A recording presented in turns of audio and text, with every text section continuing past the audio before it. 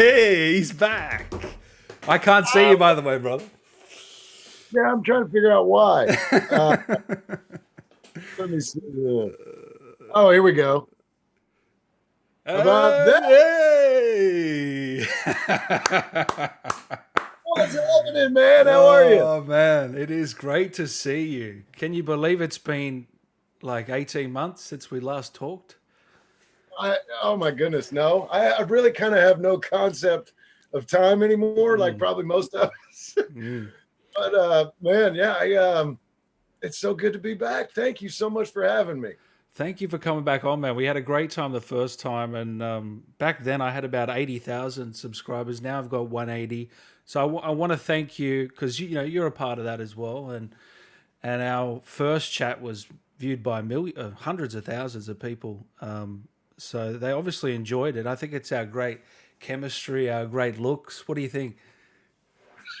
Well, man, thank you. I'm so happy that things are going well for you. Of course they are. You're great, man. You're a great guy, and you are a very handsome fella. Well, So yeah, I'm pretty at all. people are going to say, why do you look so white, Dan, compared to Rob, who's tan? Now, I promise you, I am more tan than what it appears. It's the lighting, okay?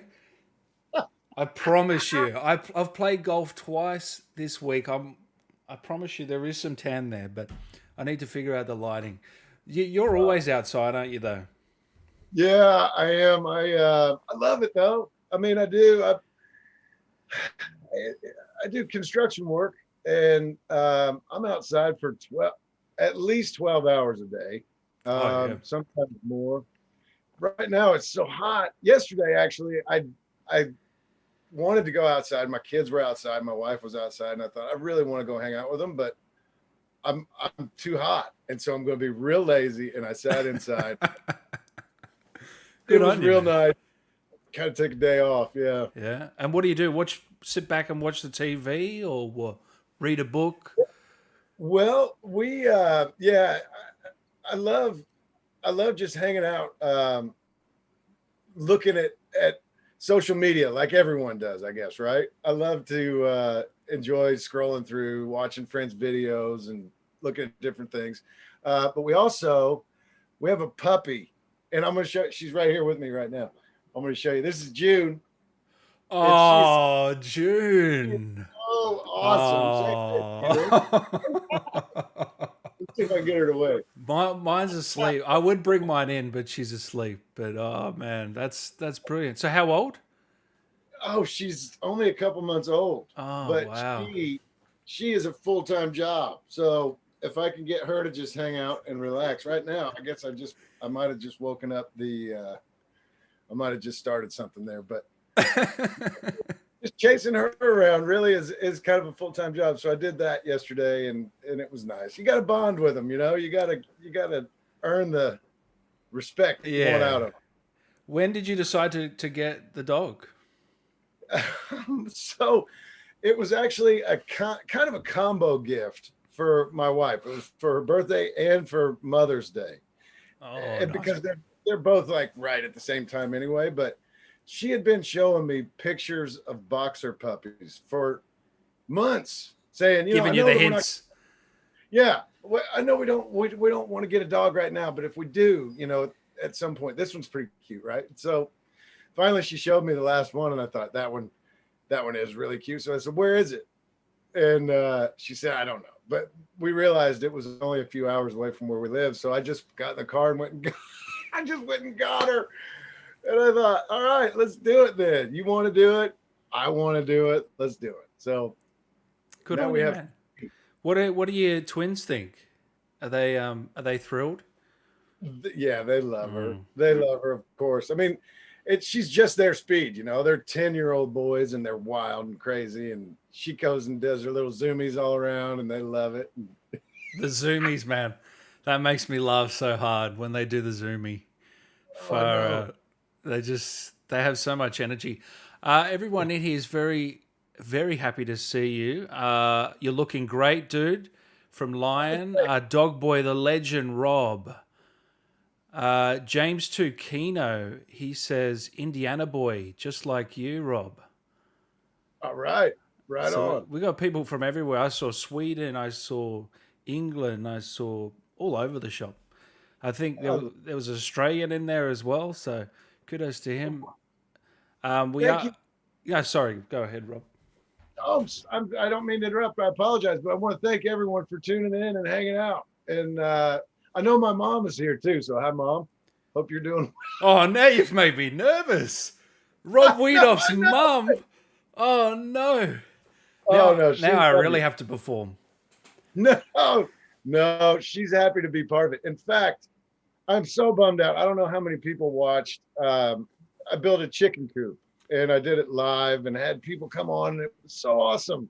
And I had this little ongoing skit where I had a guy who wore this long red haired wig. And I had a actually, I've got the mustache. I'll grab it before we're done and show you. But I kept pretending I was this guy and had these crazy theories about chickens. And then my mom was in town for one of the weekends I was working on it. So she put all that stuff on and it was so awesome. Those of you who know what I'm talking about, my mom was that guy. And then unfortunately I wasn't able to save that video, of course. I blew it. Oh, of course. No, my Yeah. mom's into it. She loves it. So yeah, Hey, we're all partying. Mum Wiethoff, when are you going to play Red Dead? Hey?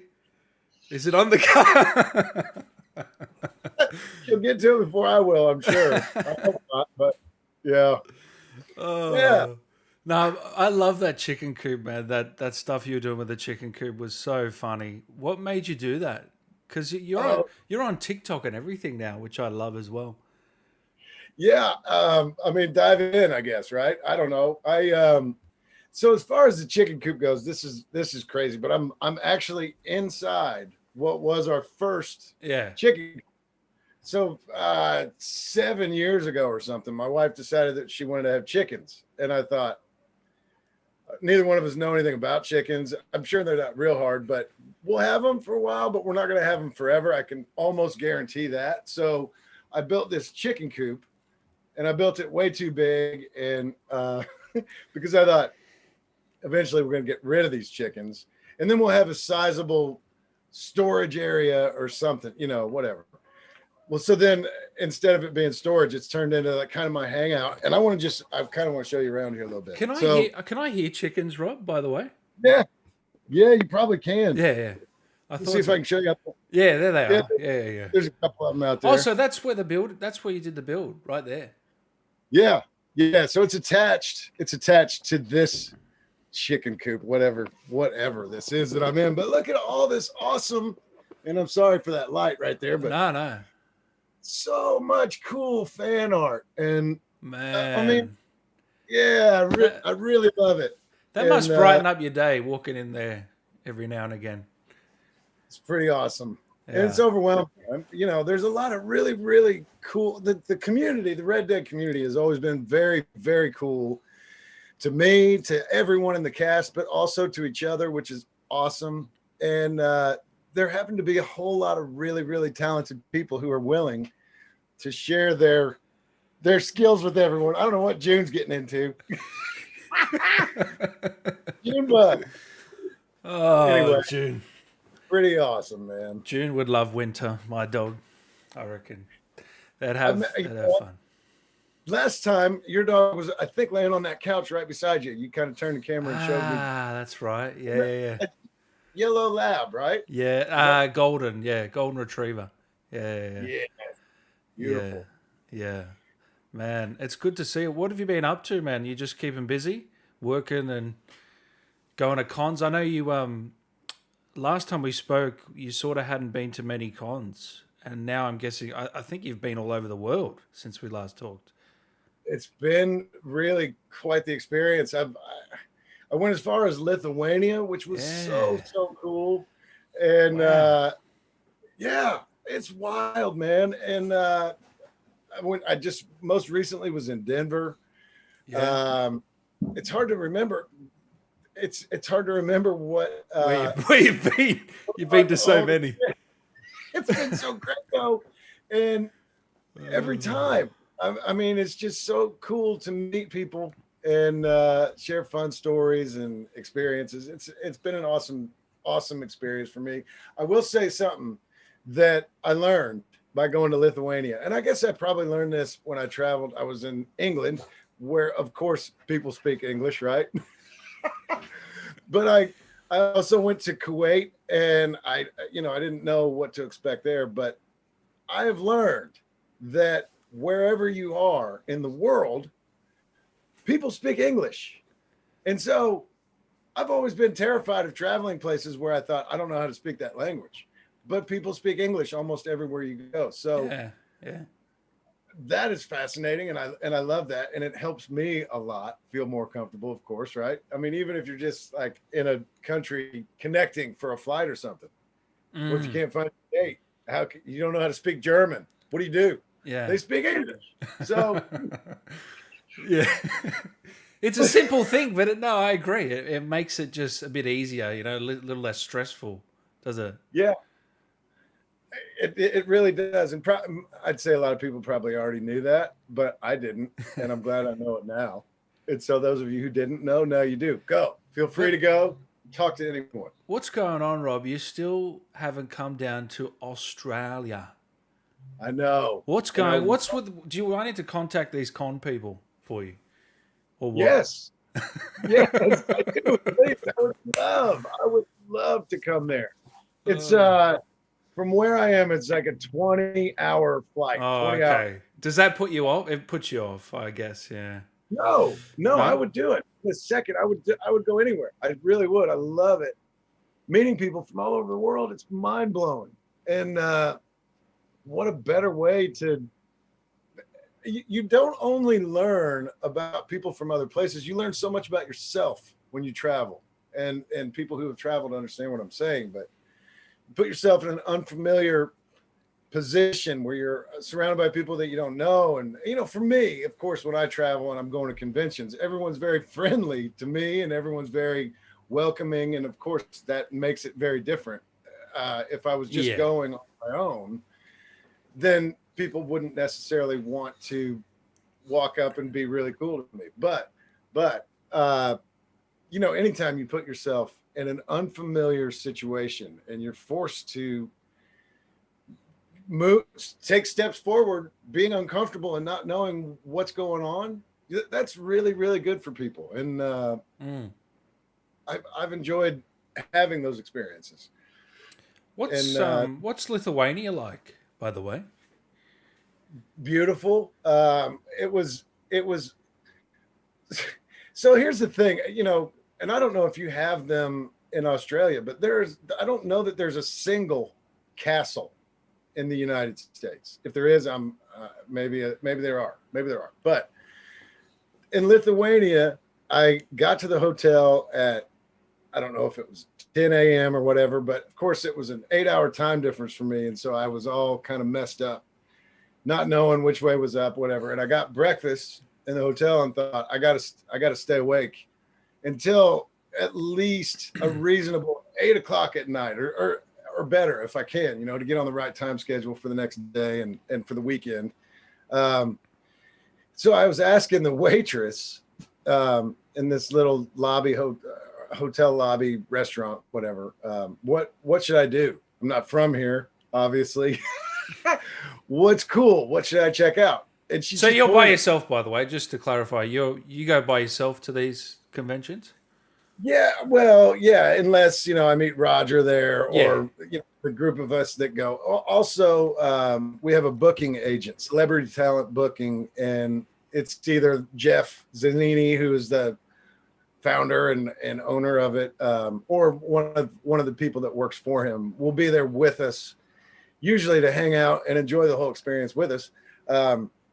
But at this time, I was the only one there. Yeah. Jeff showed up later that day, but anyway, this waitress just pointed out the window and she said, if you look at that building right there, which is not far, you can walk there, you can see it, it's not far, that's a castle and you can go check that out. And so I went, and it's so amazing to see. This castle was way up on top of this hill, Oh which, wow. yeah, Do you luckily remember they the had name, by the way? Do you remember the name by any chance or not? I don't, but Okay. it's in Vilnius, which is Vilnius, Lithuania.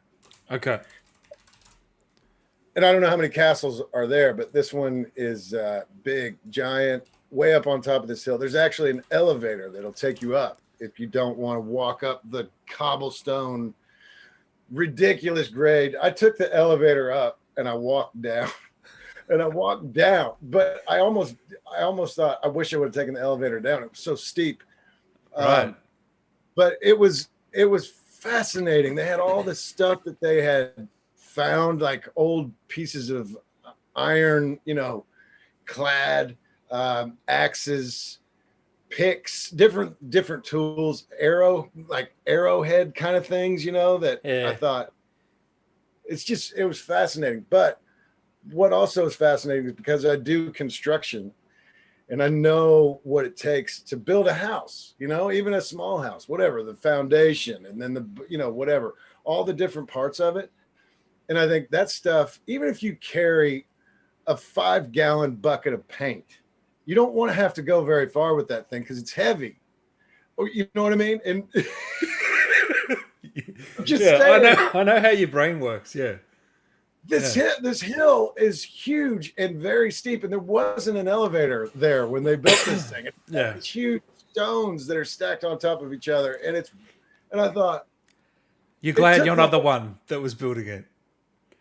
Thank God I wasn't there for that. I mean, it took the whole country, I'm sure it had to put this together, and it's still there. It's so cool. So I climbed up on top of it. They have a roof where you can go and stand up there. So I went up there and just thought, I just don't even know I don't know how to process this. It's so cool. And so that part of it was awesome. And then of course, all the people in Lithuania were awesome, really, really cool people. And, because everyone, has been able to have the freedom to go back outside and enjoy interacting face to face with people again.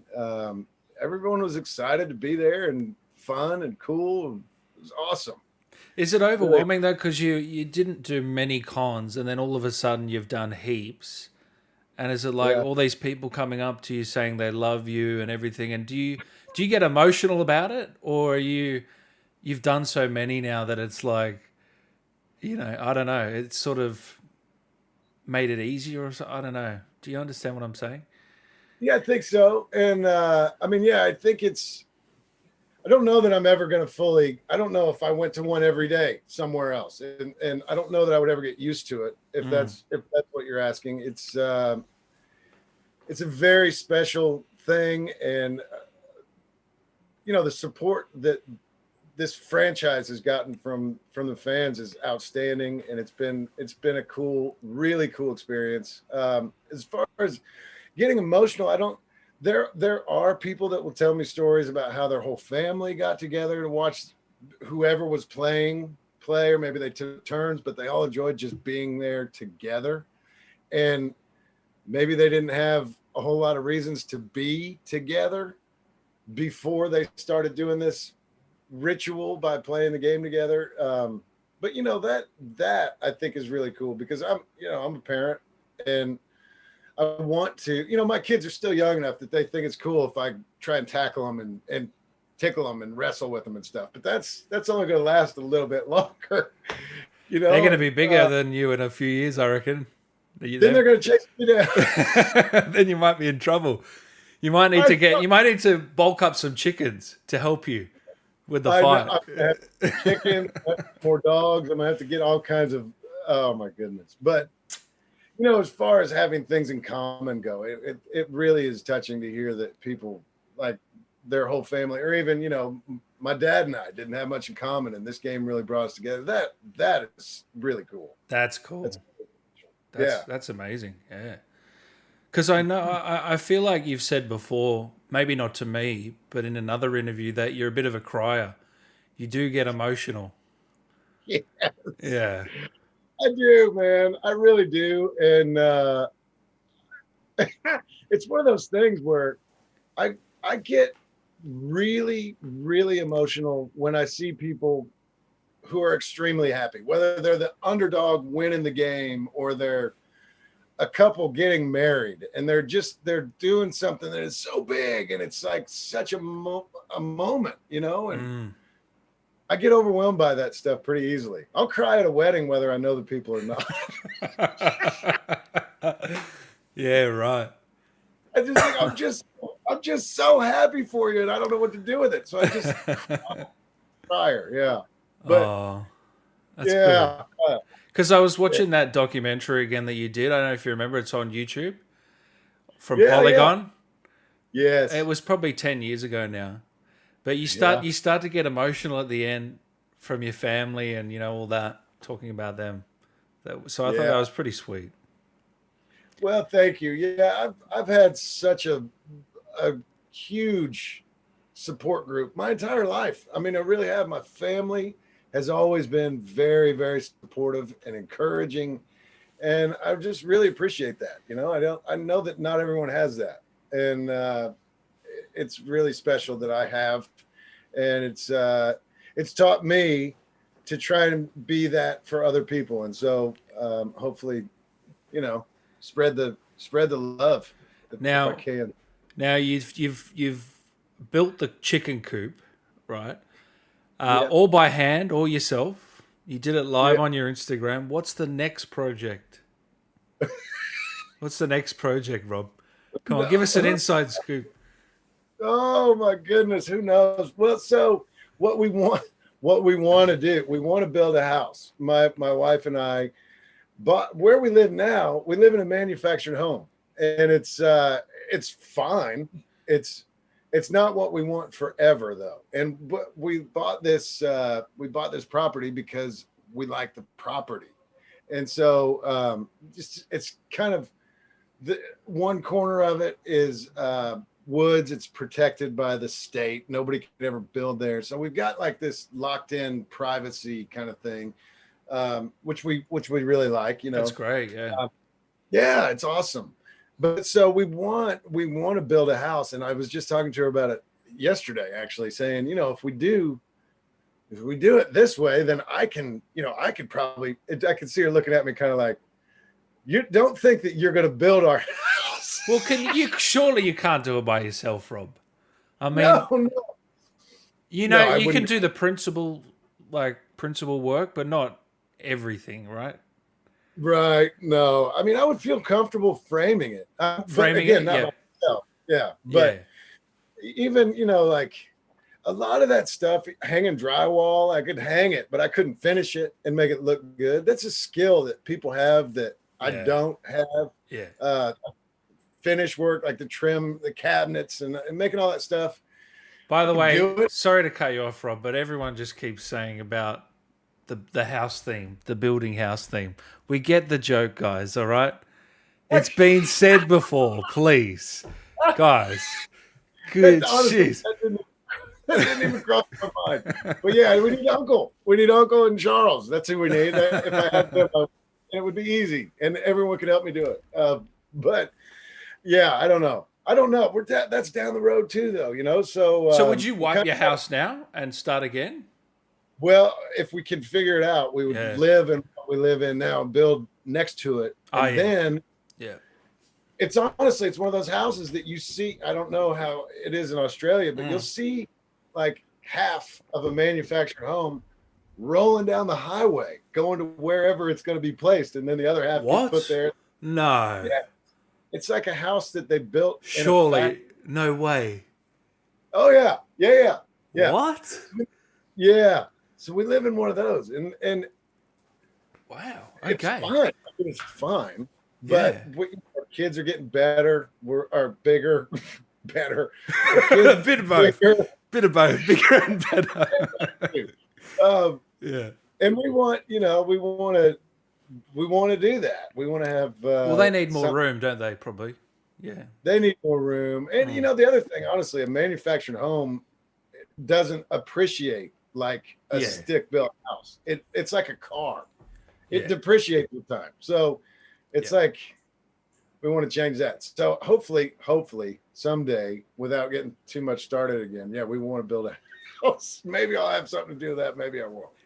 Do, Hope do to. do keep those questions coming, guys. I will get to them shortly. I really appreciate that. Rob, really appreciates you coming by, stopping by. So speaking of your kids, Rob, last time we talked, I said, would you allow them to play Red Dead? And you said, well, look, the wife's not too keen on it, Dan. She's a bit iffy. Has that changed? Have they, over the last year or so, have they realized who you are, like what you've done, or what? I don't know. I don't think so. Not that I'm aware of. Um, it's kind of it's hard to know too. So my kids, both of our kids are autistic, which means that they communicate differently than most people, neurotypical people anyway, um, do. And so I don't know. I don't know. I don't tell them. I don't say, hey, you got to sit down. I want to tell you who your dad is. They don't care. They wouldn't care anyway, I don't think. I Yeah, I don't yeah. know. I mean, It I sounds think silly. It sounds silly, but you know. yeah. I mean, so I guess, if they were neurotypical kids and if they're, hanging out with their friends over at their friend's house and they were playing video games and they came Yeah. across Red Dead Redemption, then maybe we would have that conversation. But we don't really, I don't play games Yeah. a lot. I mean, I want to. I just honestly, I don't have time with around here. Everything's so beautiful in the summer. Everything's green and it's exploded and it's beautiful. You but want to it's be a lot. outside, don't you? Yeah, I want to be outside, and I kind of, like you gotta do. There's always something to do to upkeep.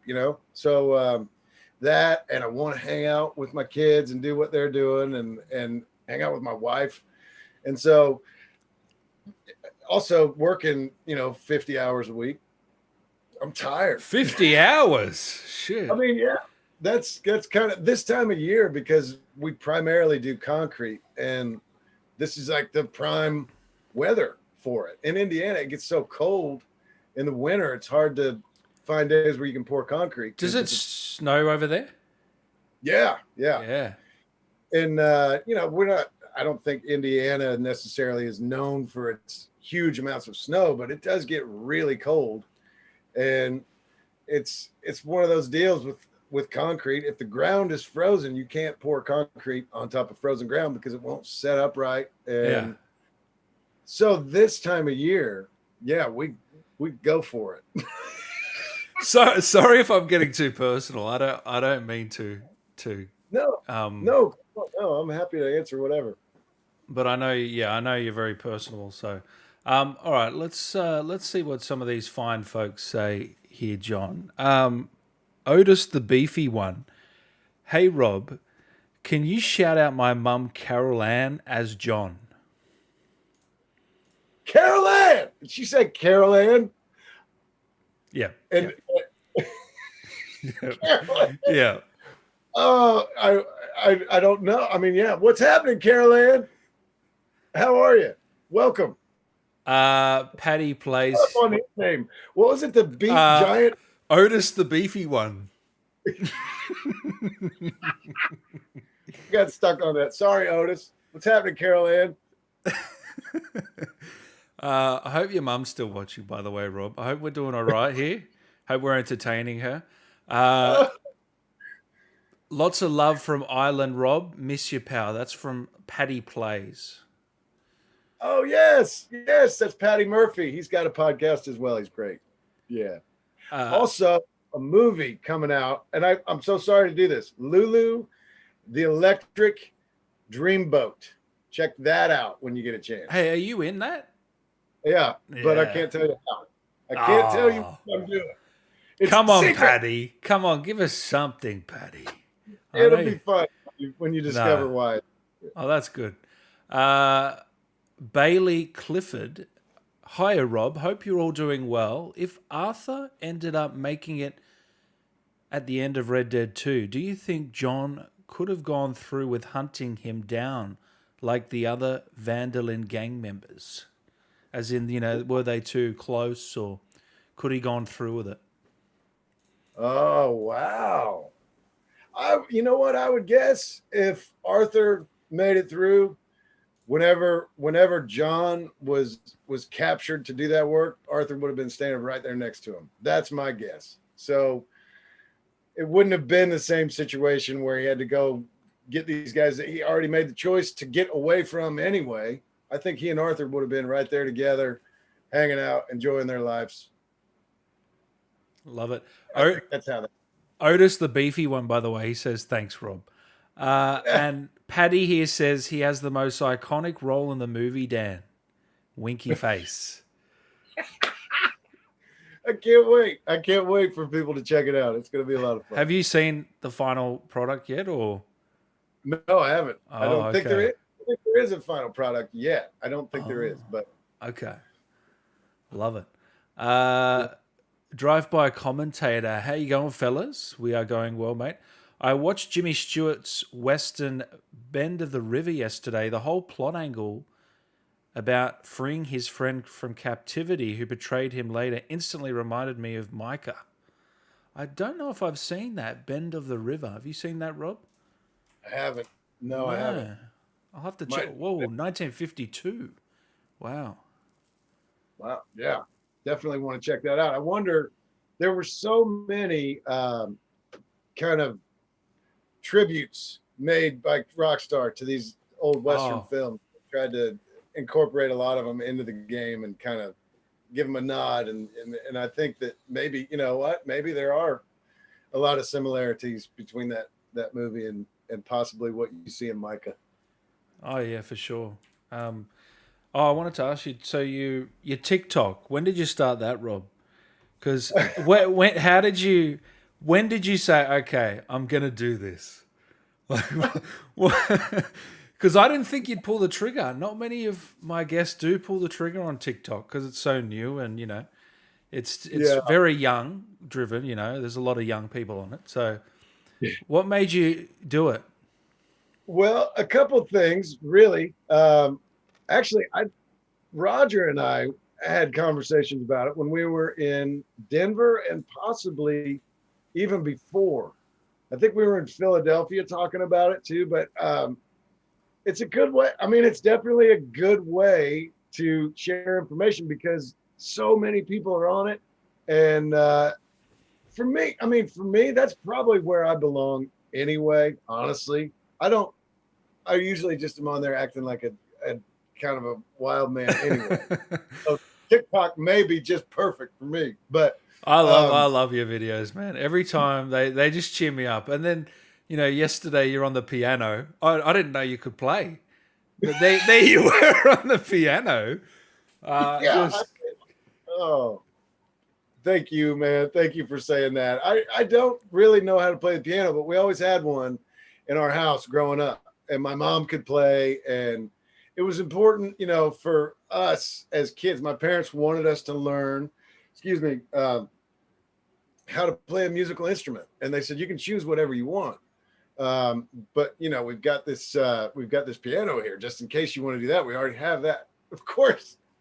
I think my sister did take piano lessons, and I think she also took saxophone lessons. Wow. And I chose drums. So, I loved it. I loved playing the drums. I never really got good at it, and I really wish that I had stuck with it, but I made so much noise that my parents were kind of like, all right, you know what? You're good. You're good. You don't have to learn how to play an instrument. I think I just made so much noise that they were like, all right, enough. But I feel like drums is the most annoying instrument your kid could play. Don't you think? Yeah, I mean, if you're just learning. If you're learning, yeah. Yeah. But then, you know, I love a good drummer. I love percussion. So do I. 100%. But if you were living next to a not so good drummer, you know, late at night, you'd probably start to hate it a little bit. Yeah, probably pretty fast too. Yeah. But, no, but so yeah, we've always had a piano. I've never learned how to read music, but I'm one of those people where I think I'm going to play this until I figure this song out. And in my head, it's right. But then to people who really know how to play the song, it's not even close. But they're like, I see what you're trying to do. So I've always been that kind of musician, I guess, which honestly, I'm not performing for anyone. I guess if I post it as a TikTok video, I kind of am performing. Well, look, I got a viral video idea for you, Rob. You play the Red Dead theme on the piano. I mean, don't you think that'll do pretty well? American Venom, maybe, on the piano on TikTok. I will try very hard to learn it. I'm in that stage right now where we just got this piano in our house 2 weeks ago. This piano was in my grandparents' house, and then when they moved out of the house, my sister ended up with piano, and then my sister for the last 6 or 8 months has been saying, "Do you want this piano?"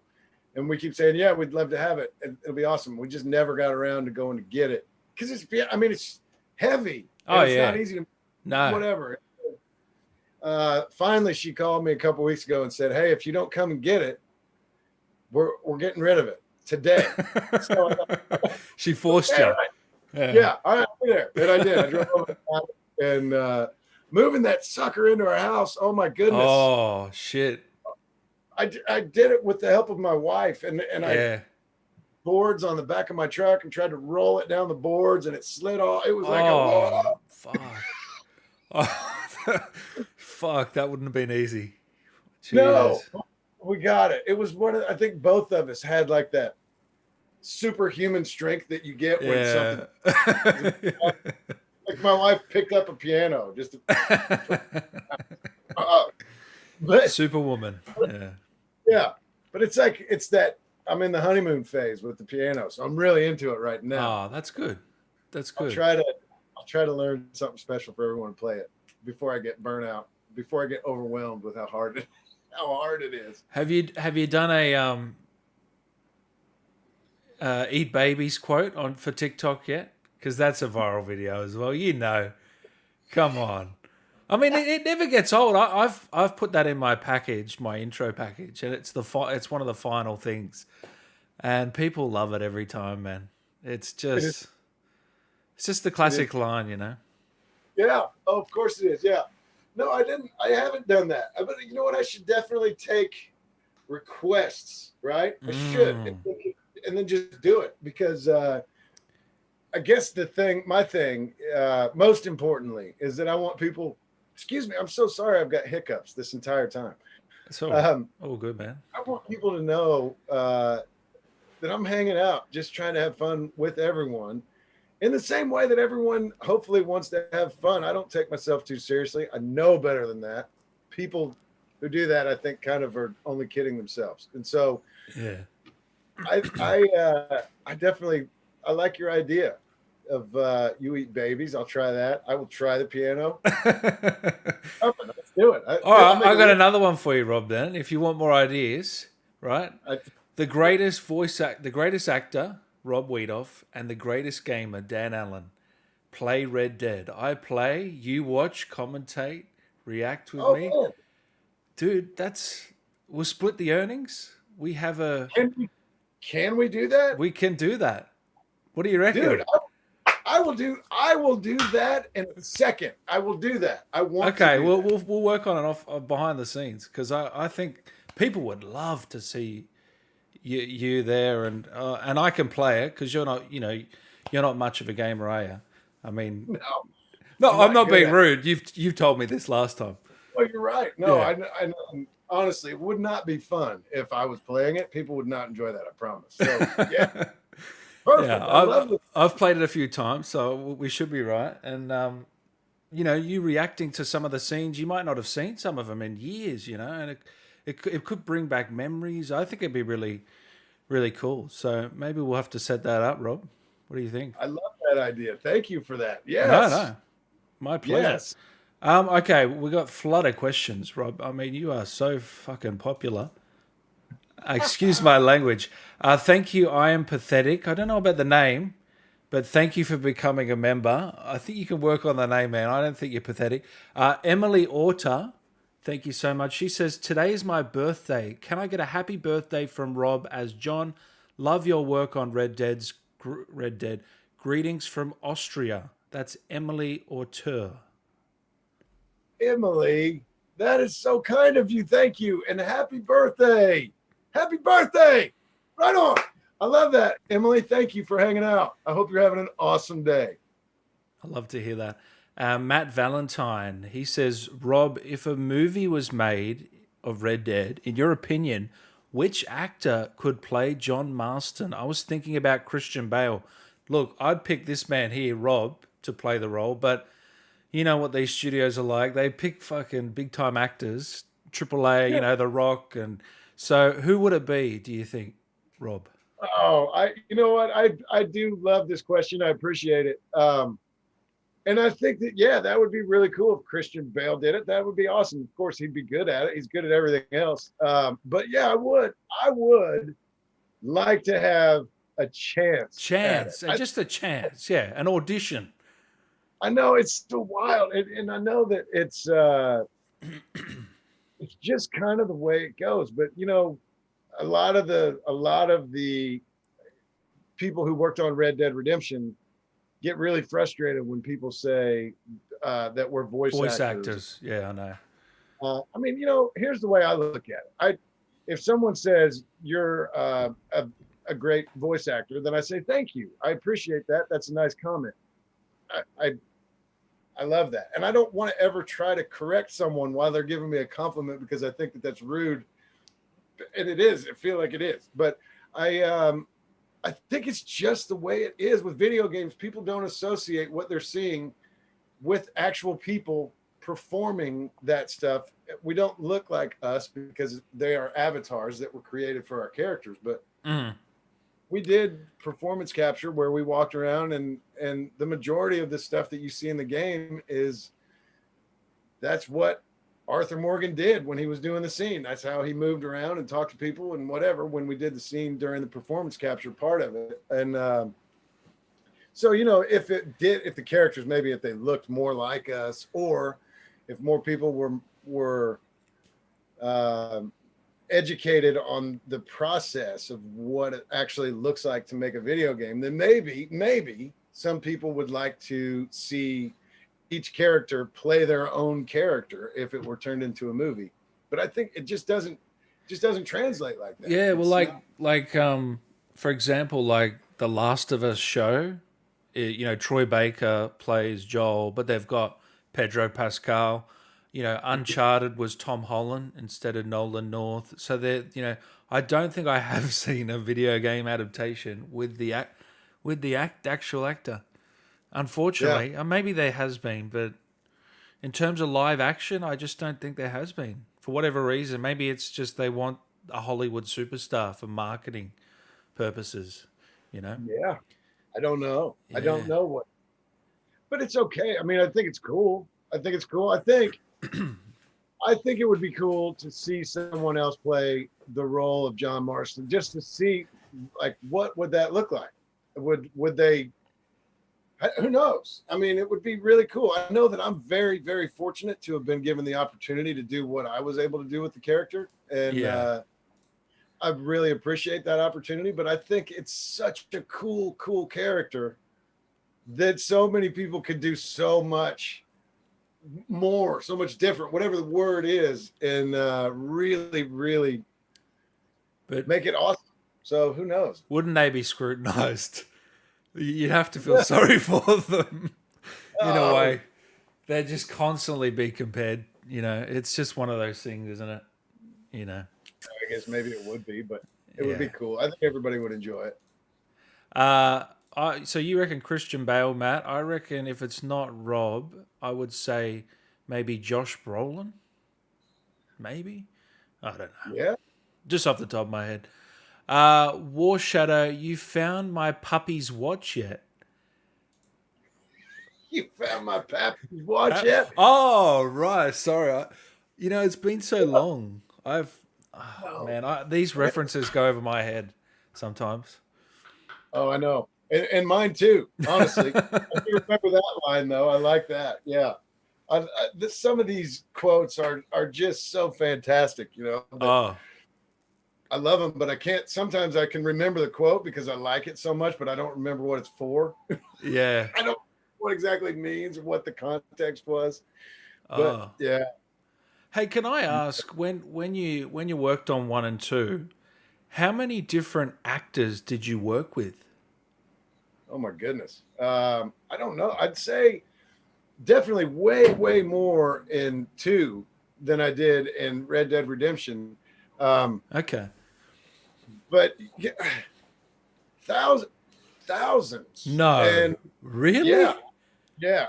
The cat. If you look at the credits on Red Dead Redemption 2, there are well over 1,000 And people. I this is shouldn't say. motion capture. This is performance capture as well. Yeah, I I Wow. I don't know. Like if you broke it down, who actually was on the performance capture set, who was on stage, or in the volume, whatever they call the actual place where you do Yeah, the the performance volume. capture. Yeah, yeah. I don't know if it would be thousands, but I mean, there were always almost every day when I would go in there to work, there would be at least one new face. It seemed like.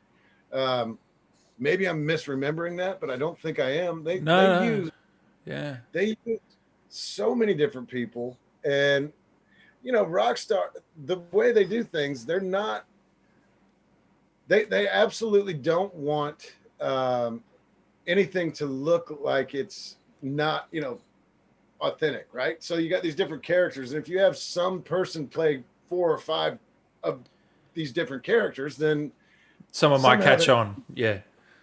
Yeah, and so they definitely didn't have any interest in that. They also would go like they had people down in New Orleans, uh, and auditioning people and recording people down there so that their everything was authentic. I mean, it was they went with their search for Bronte took months. They were in Italy. They were all over the place trying to find someone, and they finally did. And thank God it was the guy they got. He's awesome. Yeah. But they they don't want overlap. They don't want anything to. They do it right, you What's know. funny So yeah, is I've had like 100 guests on this show, and literally 30 or 40 of them are credited on Red Dead as local population or as, you know, random yeah, person number one. They literally hired Rockstar hired everyone in the business to work on this game. It's so yeah. crazy, man. I love it. Yeah, so Yeah. I just wanted to know, like, because you're working with so many different actors on the set, does that help you as an actor with the role, or does that make it harder because you're working with all these different people, you know, and then maybe the chemistry's not there with some of them, just naturally, or you know, how does that work for you? I think it's definitely helpful. I think for me Mm-hmm. it was absolutely helpful, and especially you know watching when I would have scenes with Roger, watching him work. I I one of the things that you have to do with performance capture is you have to memorize your lines, and a lot of people aren't aware of that either. But you know, you can't walk around with your script in your hand because then your avatar would be walking around like this. You wouldn't see We the script. You don't have to memorize for the voice acting part, right? Well, if you're In in the the sound booth, Yeah, then you're you just don't have reading to, off but yeah. paper. But But this one you oh, have to, yeah.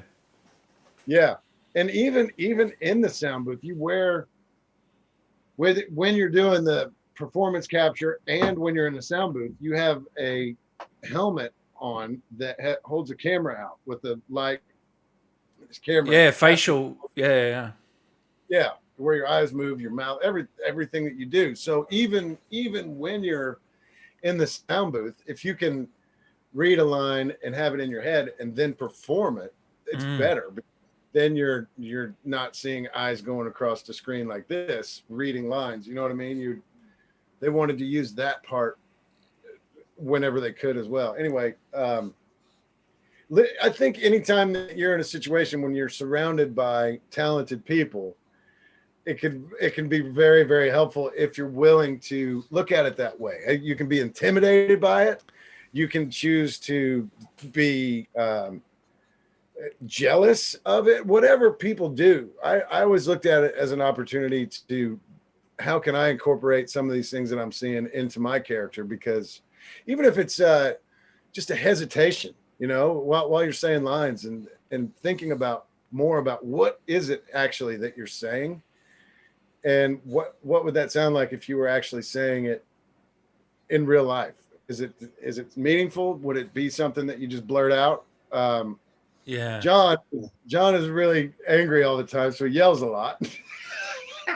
But that's what's funny, because you're not angry, that's what people don't realize, how good of an actor you really are. You're not an angry guy. Everyone loves you. Well, thank you, man. I'm not an angry guy, and I'm so happy for that. But I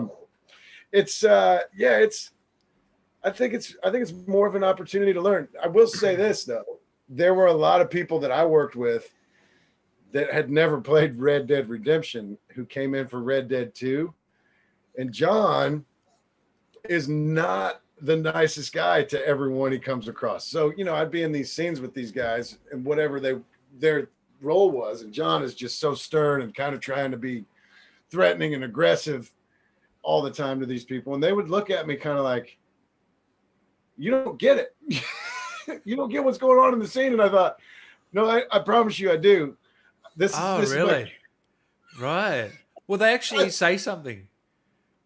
No, not so much that they would say things, but it would be uncomfortable if they would stumble over a line, or if maybe they weren't prepared and they didn't know their lines. And I would know that until the director says cut, I say my lines. And some of the lines, whether they're antagonistic or they're just what's written in the script for John to say during the scene, aren't very nice. And some of these people, I think, would feel that as if I was personally attacking them. That's how good of an actor you are. I mean, they actually think you're having a go. Mm. Well, they thought I was mad because I thought, this is my character. This is the way I got to be. And if you can't spit yours out, you can get it eventually, but I'm going to get mine now. I'm going to do this. So it was fun. I think some people were caught off guard by that. Excuse me. Just kick the table. War Shadow here. Sorry, where am I? Rob's TikTok made me smile no matter what he does. That was from Pazels. Drimes here says, Rob, do you eat babies? You do, Drimes. You eat babies. Everyone knows that you have to survive. You'd make the perfect John in a live action, Rob. Yes. Especially from that read here. Now I will. You eat babies. By the way, people are very excited for that. They're very happy about that thing we were talking about, where I play, and they're very keen on that. I'm seeing a lot of people happy about that. Nicole Bell, hi Rob, thank you for being an amazing person. Hope to see you on Instagram live again soon. Sending hugs.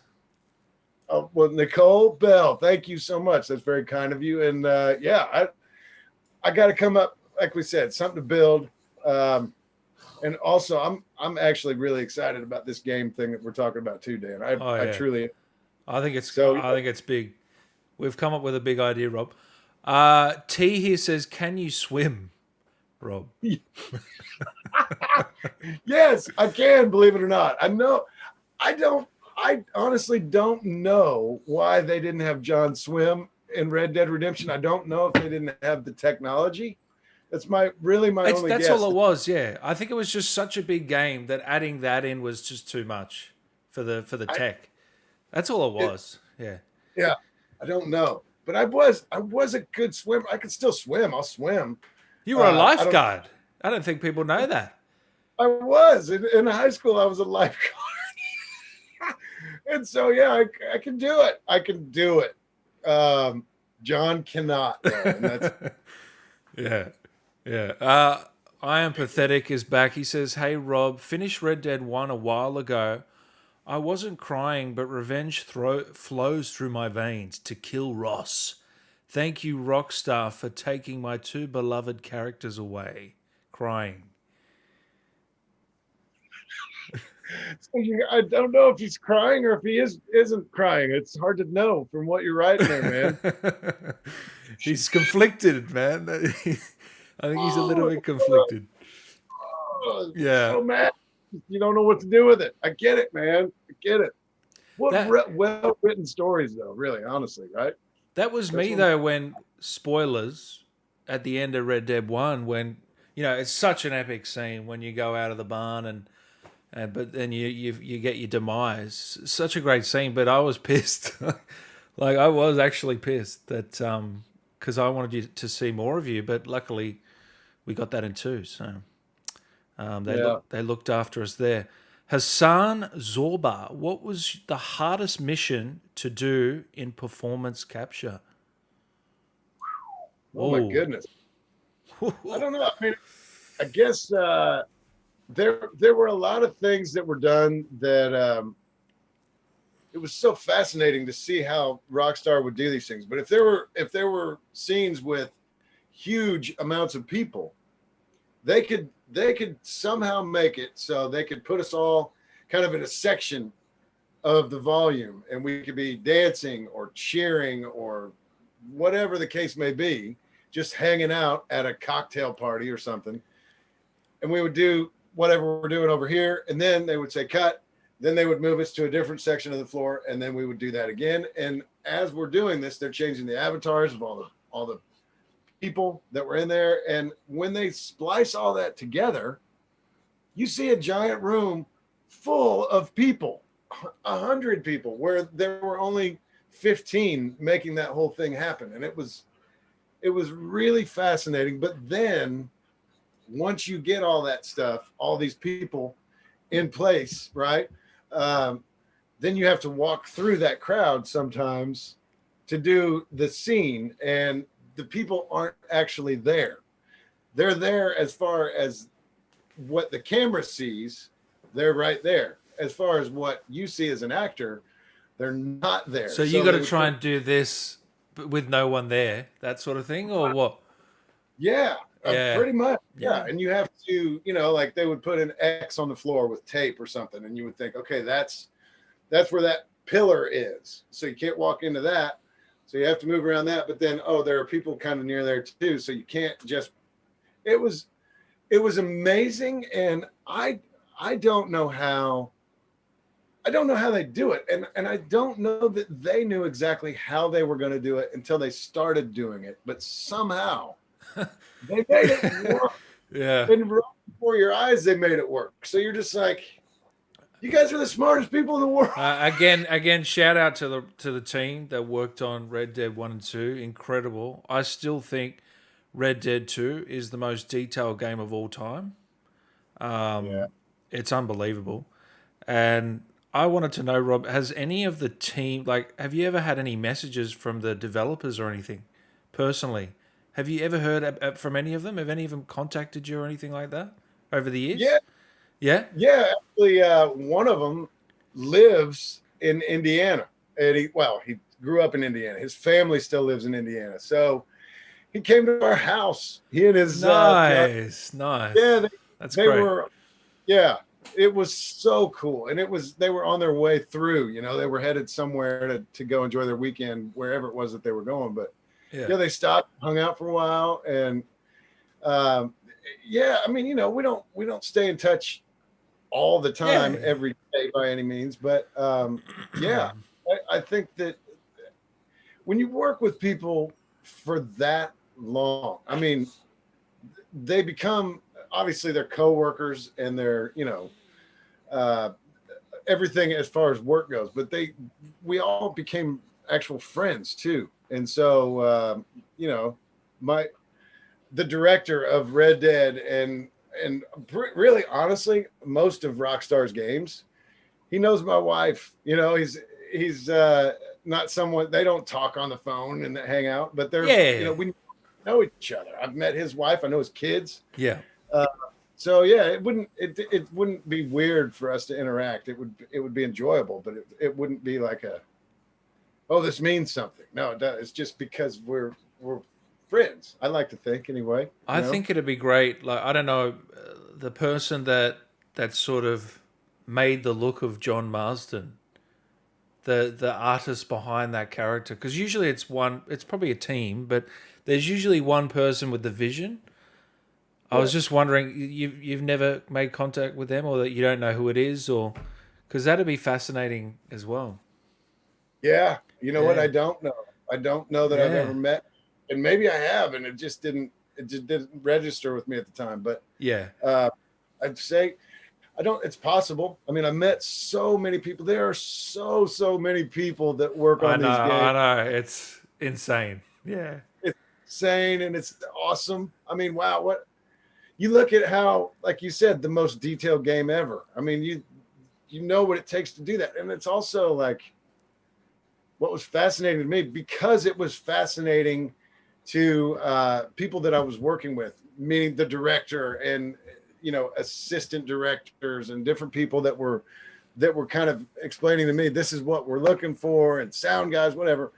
We would be working on stuff and they would show me footage of just horses running through the snow or a horse going through the snow and then stopping and then watching the footprints fill back in with snow. It was like, if crazy. you look at this is not, none of that actually is there. It's all ones and zeros and whatever. And I thought, yeah, because it does look so real.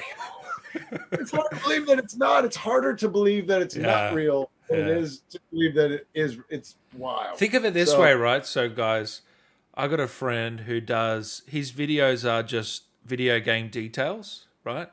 So, most times a game he'll do one video, but for Red Dead, I think he's up to part 24. So just think about that. He usually does one video with about 10 to 20. For Red Dead, he's done 24 videos.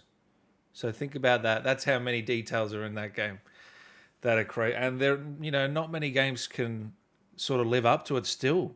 And that was in 2018, that release. So, it's stood that it's going to stand the test of time. Really is. Even the first game. Don't get me wrong. The first game's no slouch either. Jesus Christ. There's a reason people call it one of the greatest games of all time. And I'm one of them. I am pathetic. Thank you so much. Katie, Western games are incredible. Hard to create. Western movies is another thing. Interesting.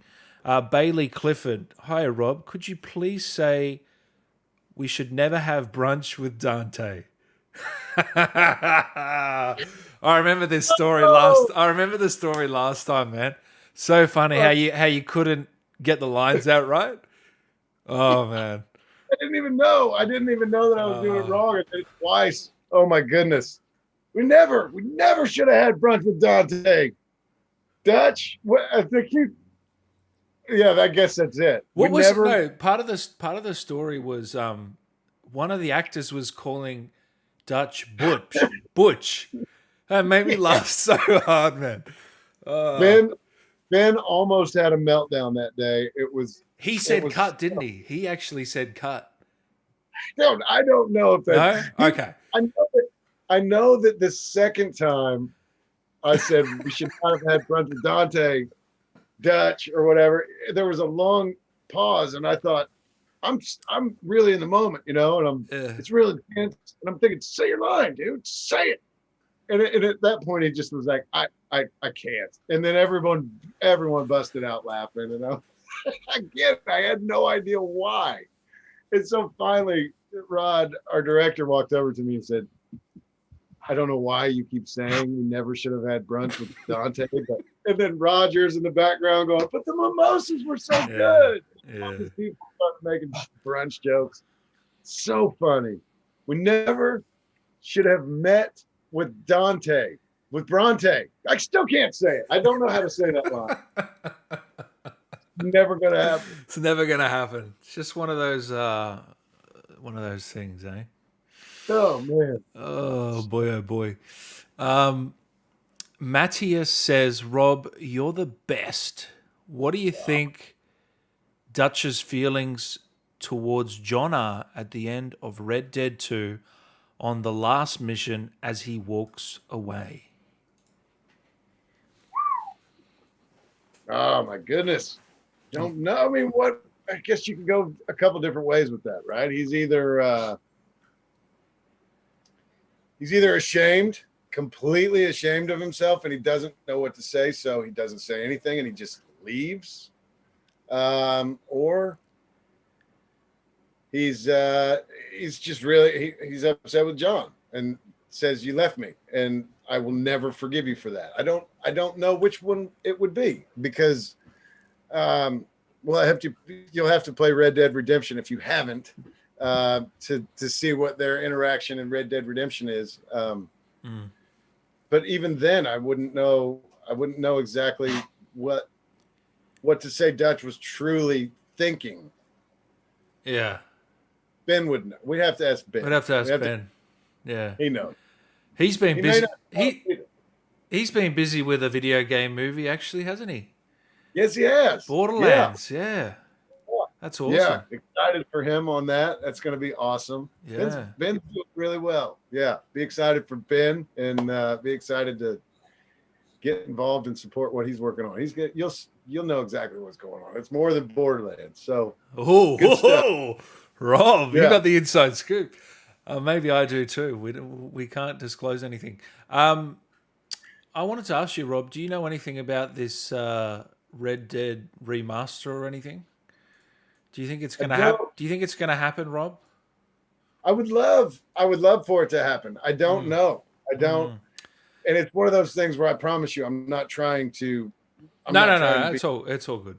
I'm not trying to bait you or anything. I'm just curious, like, because a lot of people want it, but I think it came out that they're not working on it or something. There was a leak, but maybe down the road. Yeah, I would love an opportunity to work with them again, whether it be on remastering something or something totally different. I don't know. I mean, I guess I can't really say enough good things about Rockstar. So if they do that, great. And that would be awesome. And if they don't, then Rockstar, and especially recently, there's a lot of people that there's a funeral online. Well, I'm guessing you get tagged in this, don't you? Yeah. They asked me what are my thoughts on it, and I think it doesn't matter. It doesn't matter what my thoughts are. I don't know anything more than anyone else does. I really don't. And I will say this: I don't like it that people aren't getting what they want, and of course I don't like that, because if people are really enjoying something, they want more of it. I would love for everyone to have whatever they want, right? But I guess the other way you got to look at this is that whatever it is that Rockstar's doing, and that they're doing something huge, as they always do, whatever that is, you're going to fall in love with that too. So it's one of those, you're in a situation where you're upset because something that you love right now you feel like is being taken away from you, or maybe not being continued the way that you want it to be. But if it wasn't so great in the first place, you wouldn't love it the way that you do. Just got to be patient is what I'm saying. You got to be patient. Yeah. Let them do what they do. Let them do it, and you're going to be blown away again. That's the way this goes. That's the way it goes. Yeah, well, I mean, I would have loved to have seen an Undead Nightmare, another one, Rob. I really would have, but it doesn't look likely, does it, at this point? I mean, I guess I don't know. I mean, I don't know. And I don't know. They were working on stuff. Obviously, production for a long time looked very different because COVID and, the different restrictions and precautions that had to be made for that. I don't know if any of it with whatever they're doing. And I truly don't know what they're doing, but we all know they're doing something. Well, I think they're doing GTA 6. I think that's public knowledge. Grand Theft Auto 6, yeah. Well, that would make sense. Yeah. If that is public knowledge, then I guess.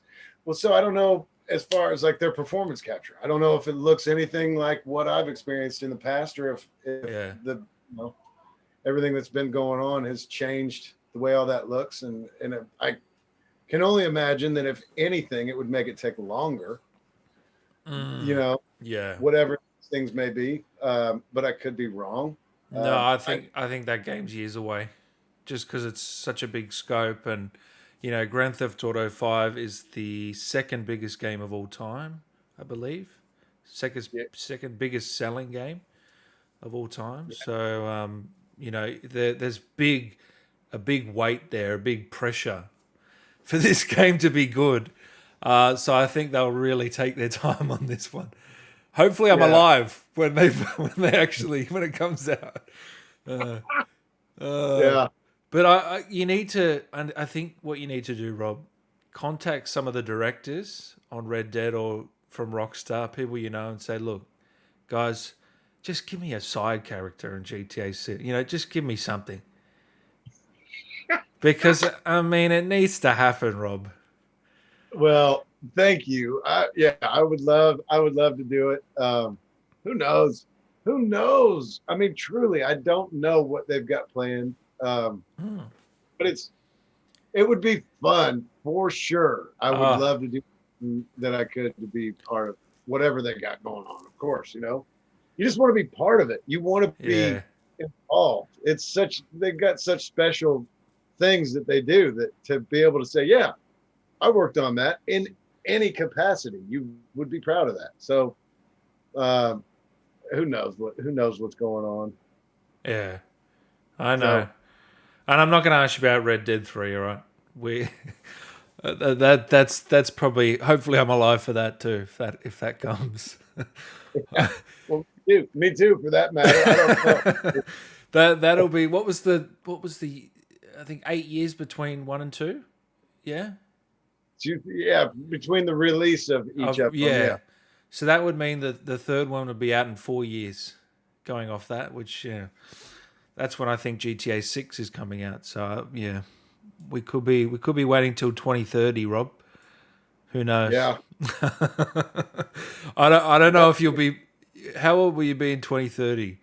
You'll be playing a 22-year-old, and you'll be 50 or something.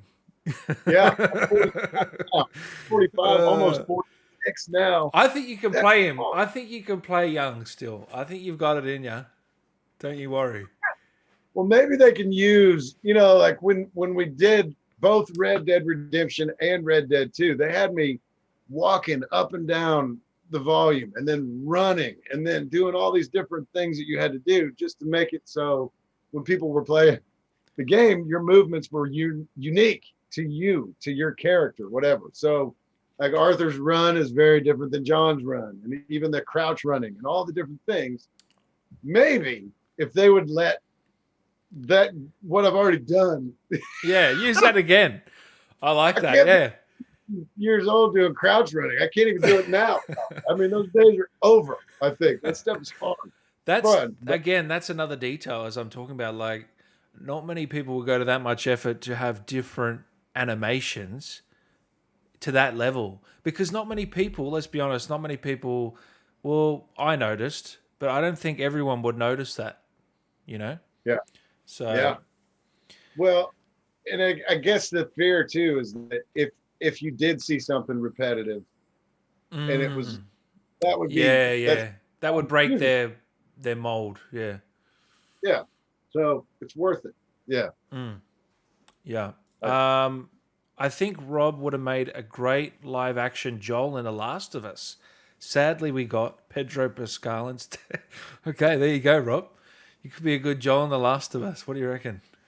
That'd be wild, wouldn't it? I would. Yeah, if I got to do an actual live action and play in a totally different video game. Can you imagine? Oh my goodness. Then that would mean would we have Troy Baker or Nolan North playing John and Arthur? Is that how we do that? We get them in there and we switch. Do a switcheroo. Rob Owen, hi from the UK. My son Nathan is a massive fan of John Marston, and his favorite ever.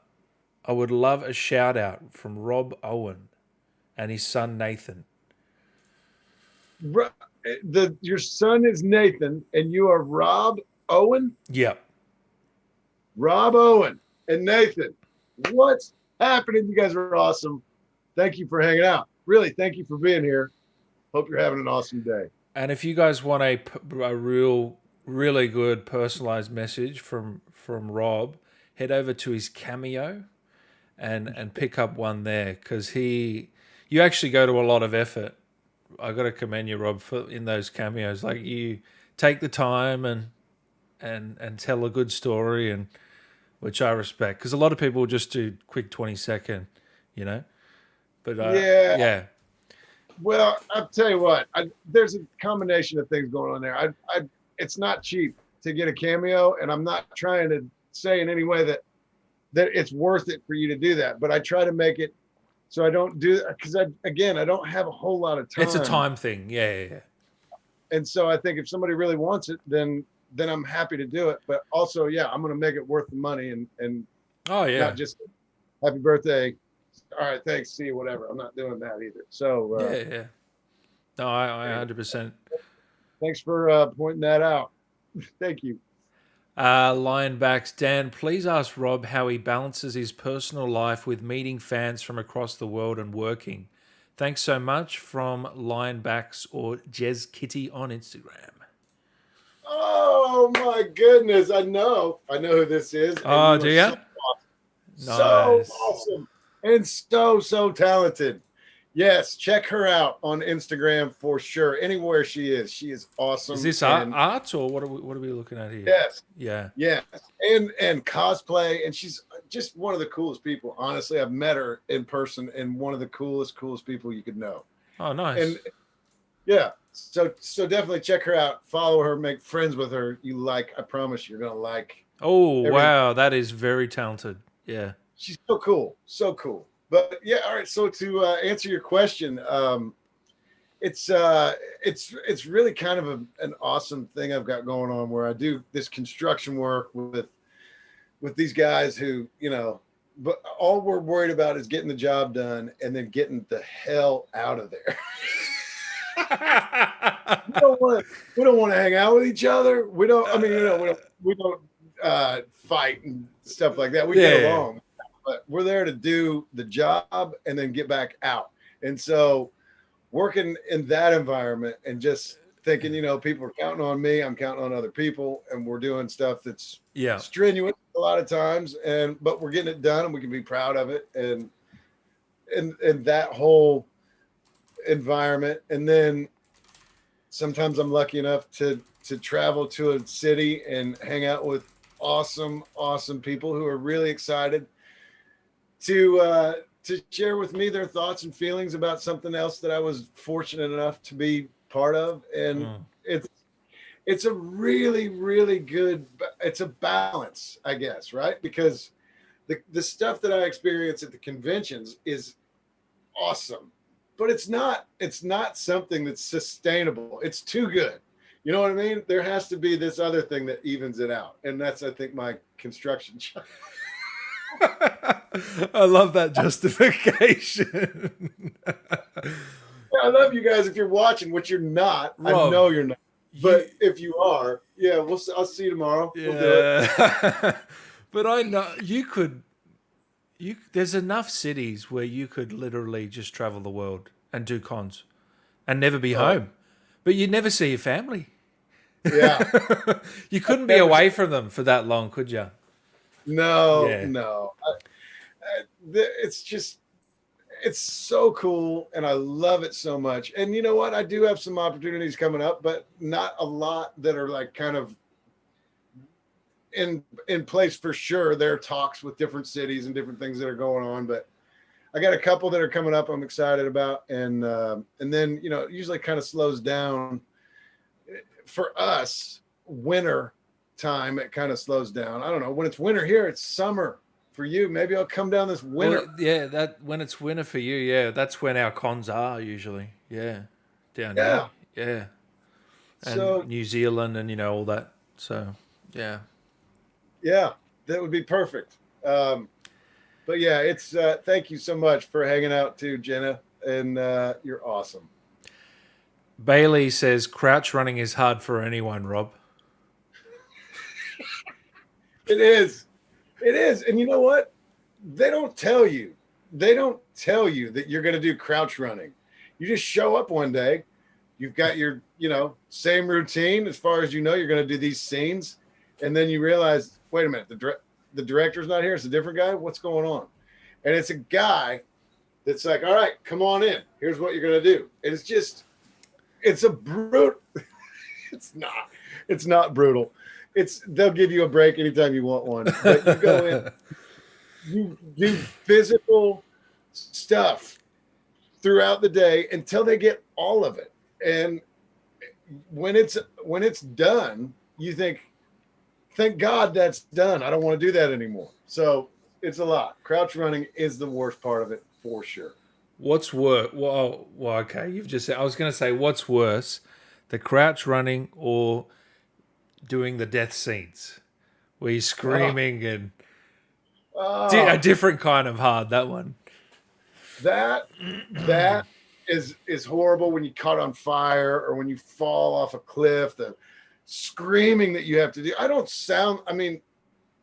guess if I really was falling off a cliff, who knows what sounds I would make. I don't know. But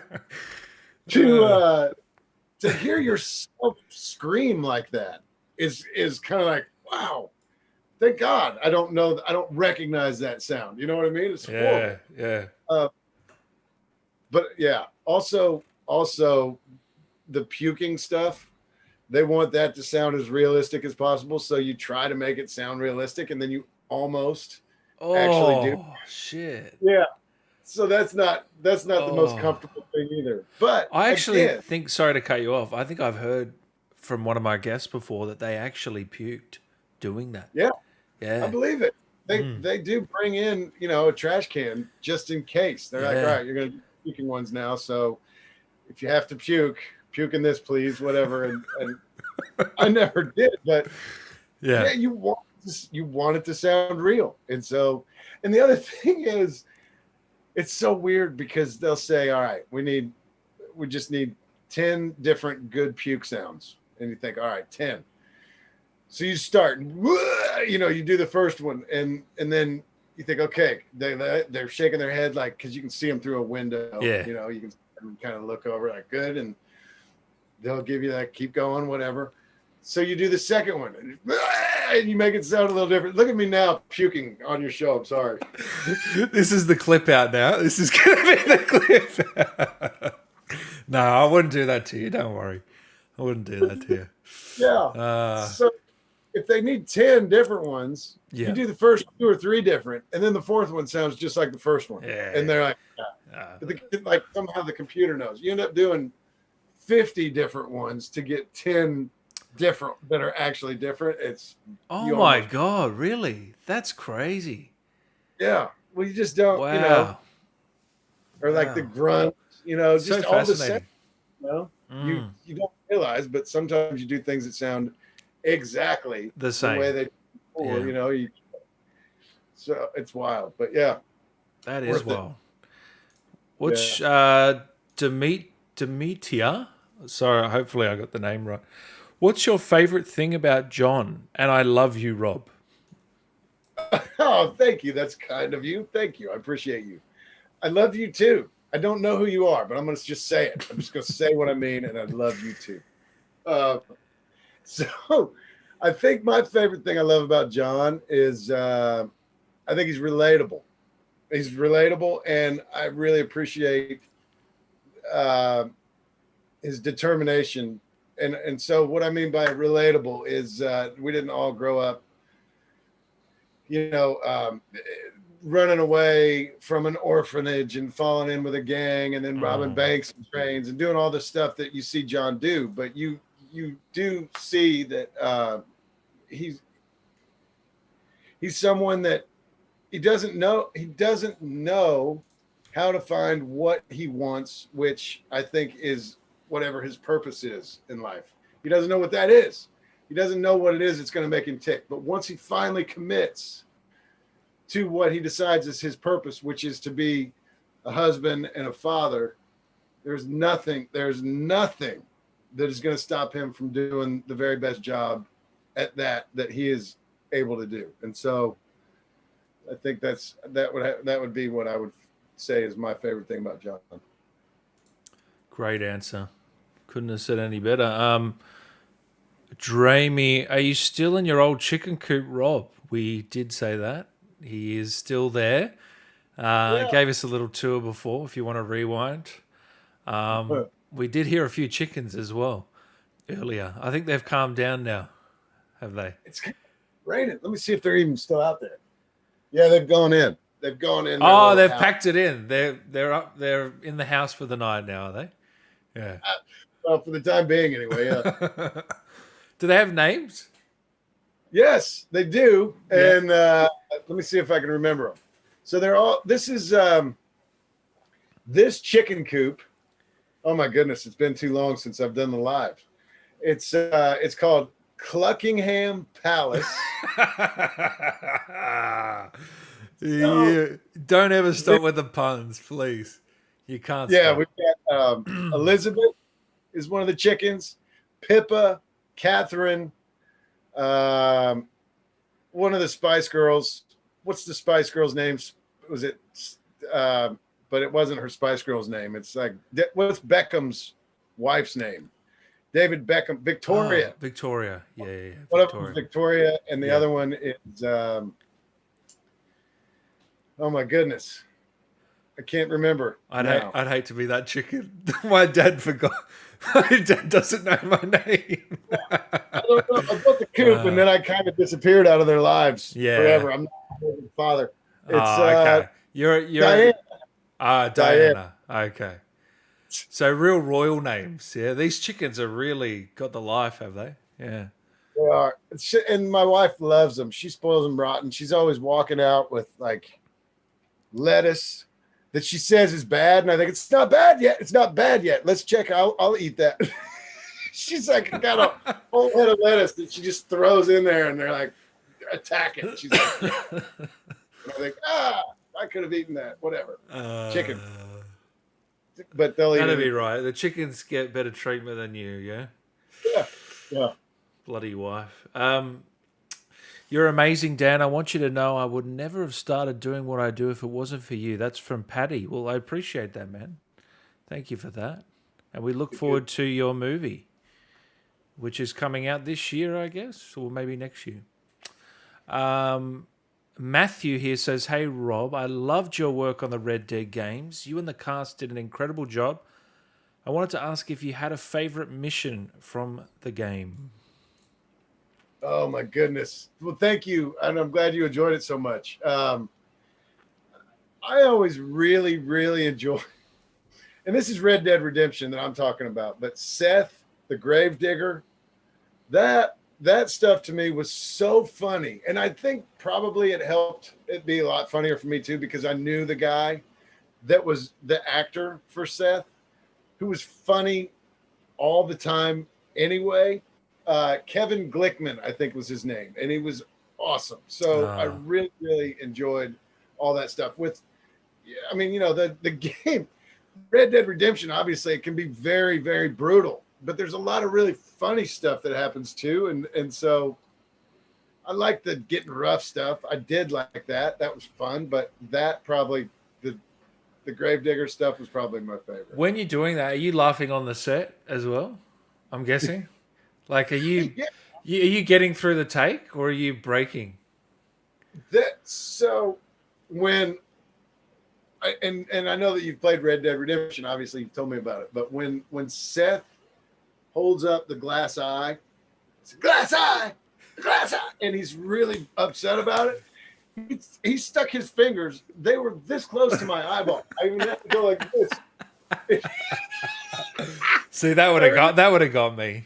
I was like, I thought, just don't laugh, and it was right at the end of the game too. As soon as they said, oh, because everybody could see me fighting it off. But oh my goodness, he was funny. That's the problem. You don't want to ruin the take for them. You've got to, Right. you know what I mean? Like, yes, man. It was great. And there were, you know what, honestly, there were a lot of times too in Red Dead 2 where Peter would do something with Micah. And of course, we all can't stand Micah Bell, right? But Peter, obviously, such a great guy and so cool and so funny. But he would add things in, you know, as Micah, even him as Micah, he would do things that were so wild and really just out there. He's a once in a lifetime, that guy. He is. There's no one like him. Is No, there? he is extraordinary in so many ways. And man, that most of the time when Peter was on set, that would be the days where we would all laugh so hard for so long that our faces hurt. And I mean, you know, everybody's been there before where you think, okay, you've got to stop. You've got to stop. It actually hurts my face. I mean, it was so awesome, but it was real.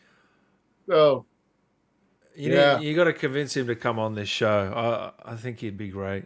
I think he would be great. Yeah, he's awesome. You would love him. Yeah, he would love him.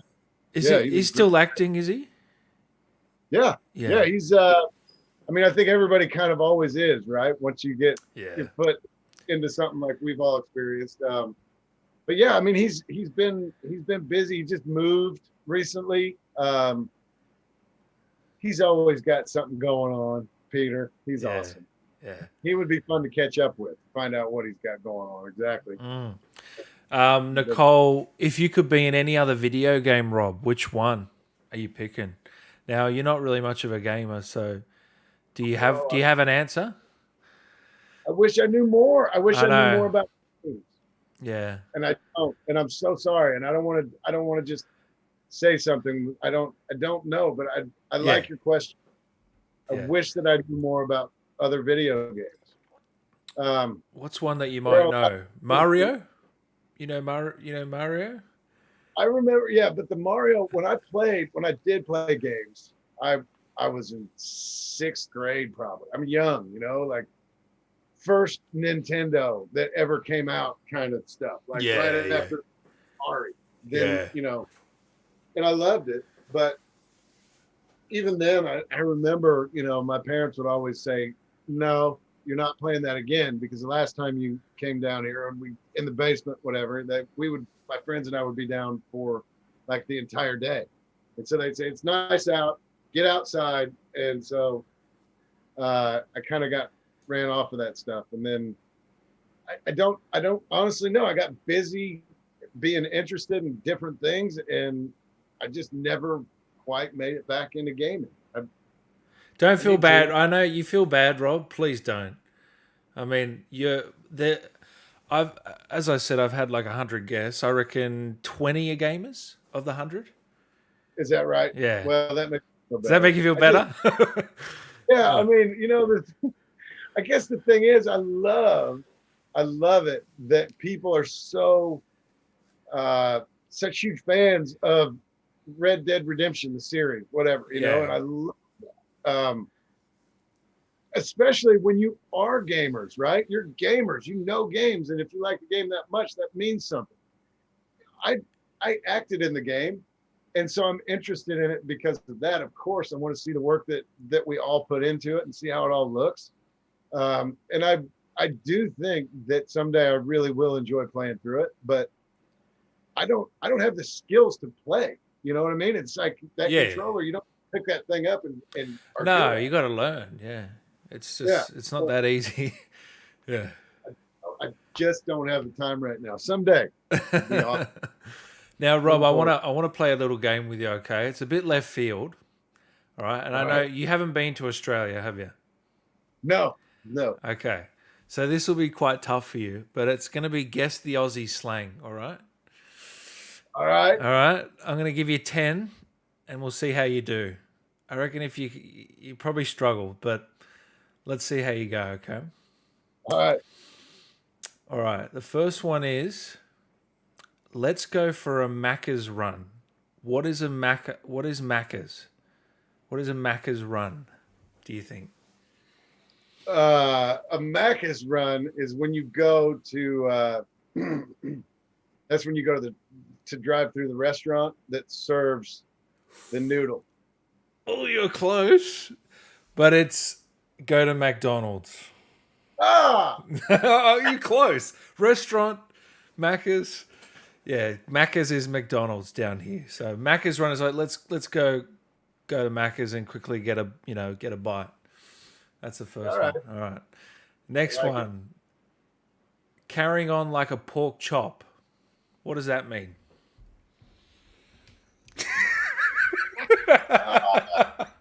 Just talking pork chop. Would it be? I mean, I guess a pork. I guess it would be someone just talking, like endlessly talking about nothing, like I do sometimes, just rambling. Just Yeah, I'm gonna give you that. I'm gonna give you that. Yeah, that's 1 point to Rob. All right. Close enough, we'll say. Okay, next one. What is a drongo, Rob? A drongo. That's the bumper. That is the front bumper of a car. Or is it? Maybe it's the back bumper. So Yeah. I'll use it in a sentence. That doesn't go on the shed, you drongo. It goes in the house. It means dumbass, pretty much. All right. Idiot. So you're learning here, Rob. All right. Yeah. What do I put in a stubby holder, Rob? God, In a stubby holder. yeah. This must be so hard for you. Oh man, Oh, this is like another language. I think you put the stubby holder. That's where you put the kangaroo's tail when you put them on the. So you can walk them. So Right. a stubby holder is what you put your beer in. Oh, It's just it's to keep it cold. yeah. Yeah. I've got foam and like. Yeah. Okay. That's Yeah, I love it. yeah. You've got one probably, right? What do they call it over there? We call them koozies. Koozies. That's right. Yeah.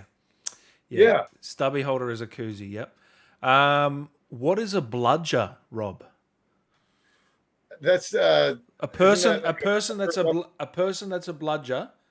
What are they? like a meathead, like a guy that's like I'm tough.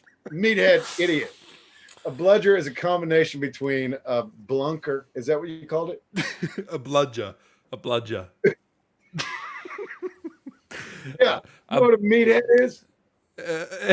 Yeah, you're sort of on the right track. A bludger is a lazy person in Australia. So it's like, get back to work, you bludger.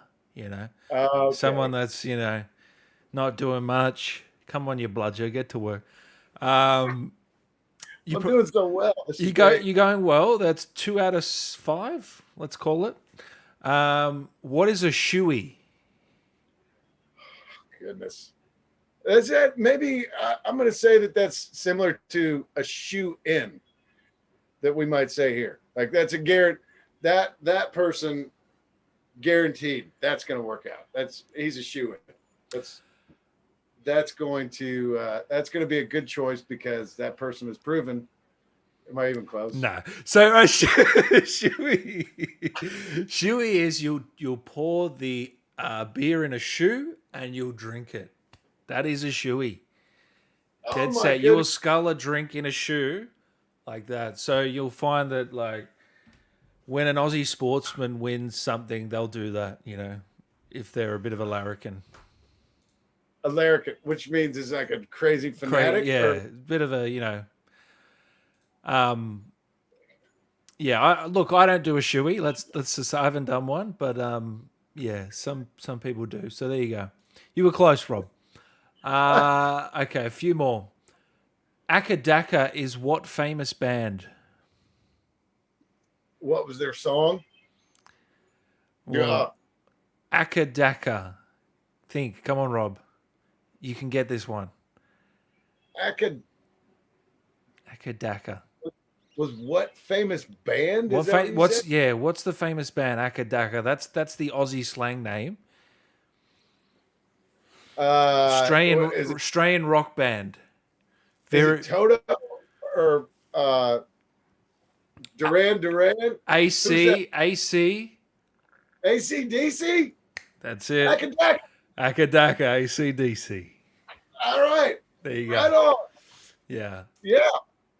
They're Australian. Yeah.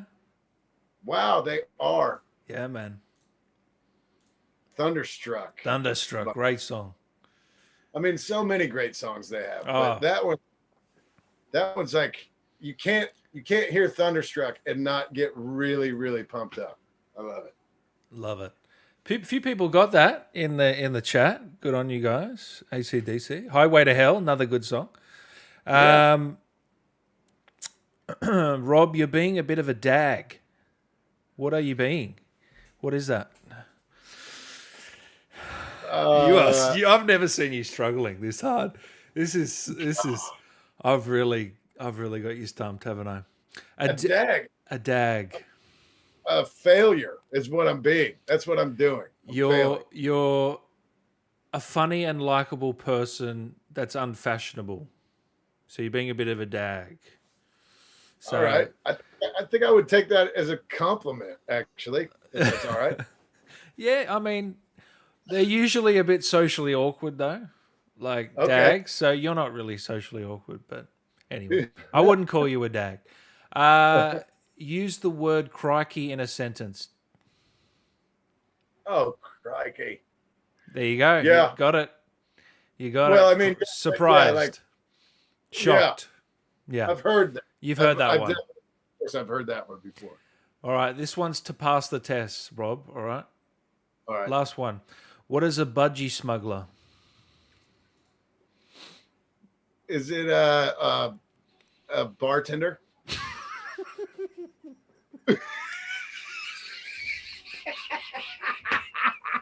A budgie smuggler. Oh, no, let me give you a clue. Check. How do I give you a clue? It's something you wear. What would you be smuggling your budgies? You know what? Think, Rob. Where would I be wearing it? What is it? Oh, is it underwear? Yeah, there you go. Speedos, male undies, briefs. There you go. Rob's passed everybody. Give him a round of applause. The Aussie slang. He's never been, and he got through it. It was tough, but no, a budgie smuggler isn't a bartender. Man, that was funny, man. Someone said drug dealer, which, I mean, I have seen a few drug dealers with budgie smugglers on, actually. Oh, God. All right. All right. I want to read a few things to you, Rob. I want to read a few comments to you just before we wrap up here. And just let me know what you think of these. Ready? So, Cozy Sister. John Marston's voice is just legendary. Can't believe Rob actually sounds like that in real life. A lucky guy. Oh, thank you. I'm very lucky that they didn't ask me to try to change the way I sound. When you speak with Roger, or you hear him speak when he's not sounding like Arthur, he sounds nothing like Arthur. He's even got like Irish, because he grew up in Ireland. He's got an accent, very different than Arthur. So he had to really think about every single word that he said. And for me, luckily, I just had to be really angry all the time, for the most part. If I wanted to sound different than I do, they would correct me a lot and say, all right, you said that, you got all the words right, but you said them as Rob. Now say them as John. And so I thought, all right, yeah, he's not real happy most of the time. So yeah, but thank you. It's kind of you to say that. Thank you. That's an interesting direction, actually. Erdem, Rob is so positive and always smiling. What a great guy. That's got to make you feel good, man. Yeah, it does. Thank you. I'm so fortunate, and I recognize that I'm in the position that I'm in, and I appreciate every second of it. So thank you. And I would hope that anybody else in my position would feel the same way. Very cool. Rob's energy and positivity is infectious. Inspires me to be more positive every day. Jessica Walton said that one. Thank you. Just imagine when the kids grow up and they ask, "So, what did your parents do for a living?" And they reply, "Well, my dad is John Marston." I know it's kind of weird to say, but when I heard Rob's voice in Red Dead Redemption 2, it was like hearing an old friend. Wow. I like that That's one. I like that one. That's cool. I like that too. Yeah, I do like that too a lot. That's really cool. I'm glad you enjoyed it. And what was the most valuable life lesson you've learned from the story of Red Dead? That's from Mike Collin. Oh wow, Mike, man, thank you. I guess I don't. I guess I don't know what the most valuable lesson would be, but a lot of lessons we can learn from Red Dead, the series. I think I like the line that Arthur says to John, where he says, "Don't try to be two people at once." And I don't even know what it was that he was talking about when he says that, but I do think that's important, right? I think that if we could all just find a way to let go of so many things that we're searching for and just let them happen naturally, right? Like we really don't have a whole lot of control over anything truly in our lives. I don't think. We may believe that we do, but I don't think that we really have much control over much.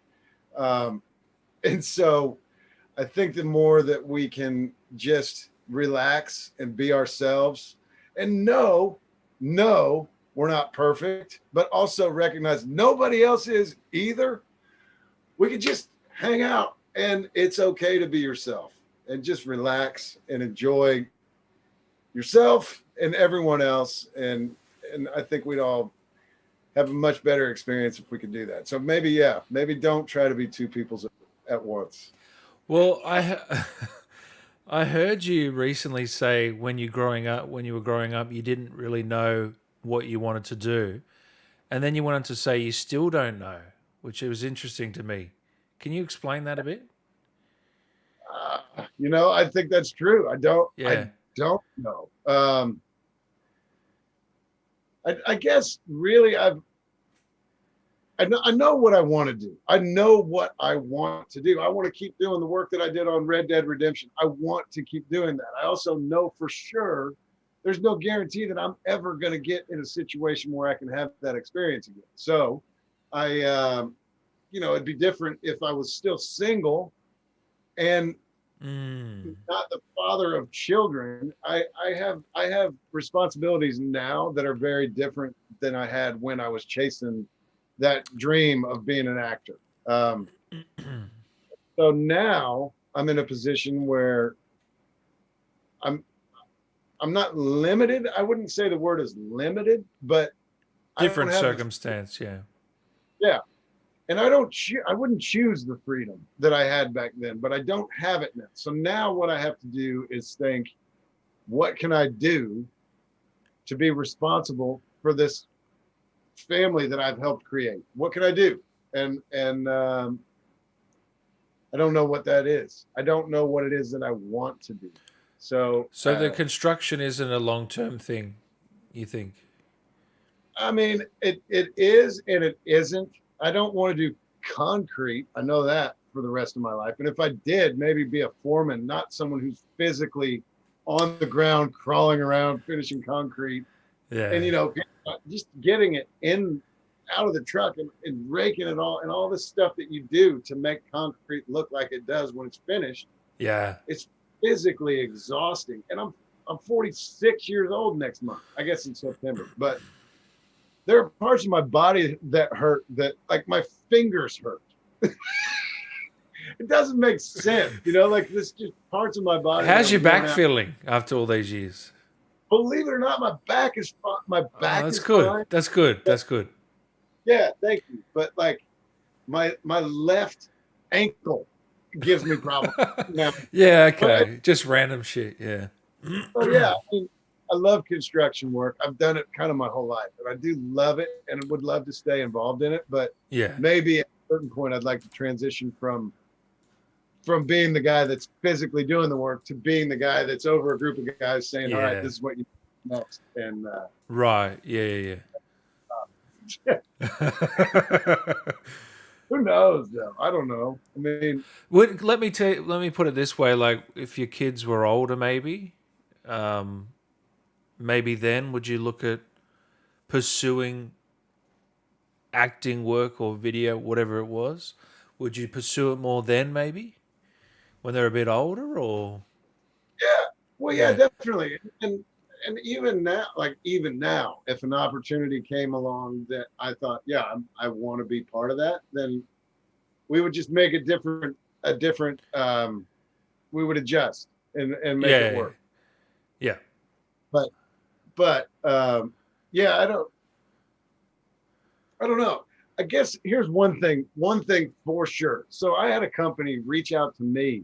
yeah, I wasn't looking to work for this company. I didn't even know this company existed. But this company reached out to me through an agent and said, "We want you to work on this project, and let's work it out. Let's talk about it. Let's do it." So we, between the agent and this company and I, we decided, yeah, this is what works for everyone. Awesome.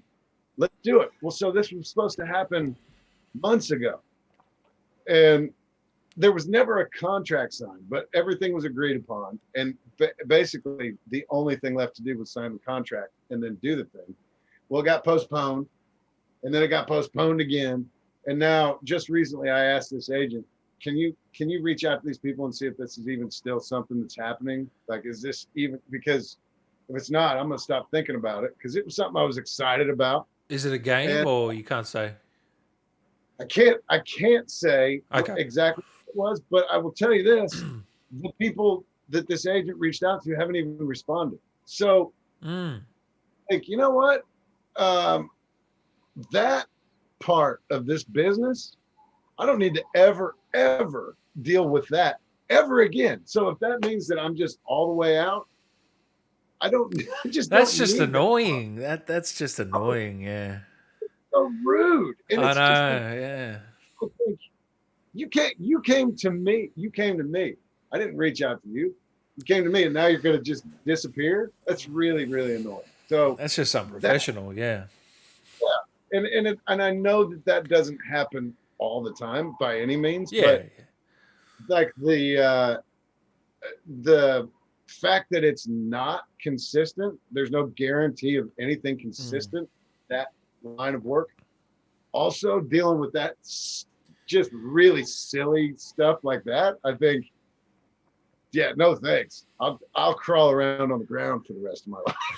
I'll do Yeah. that instead. Because So it's a consistency thing as well, isn't it? Because it's just not consistent, is it? no, it's not. No. And to be in a position where I feel comfortable providing for my Yeah. family the way I just can't do that. So Yeah. we'll see what happens.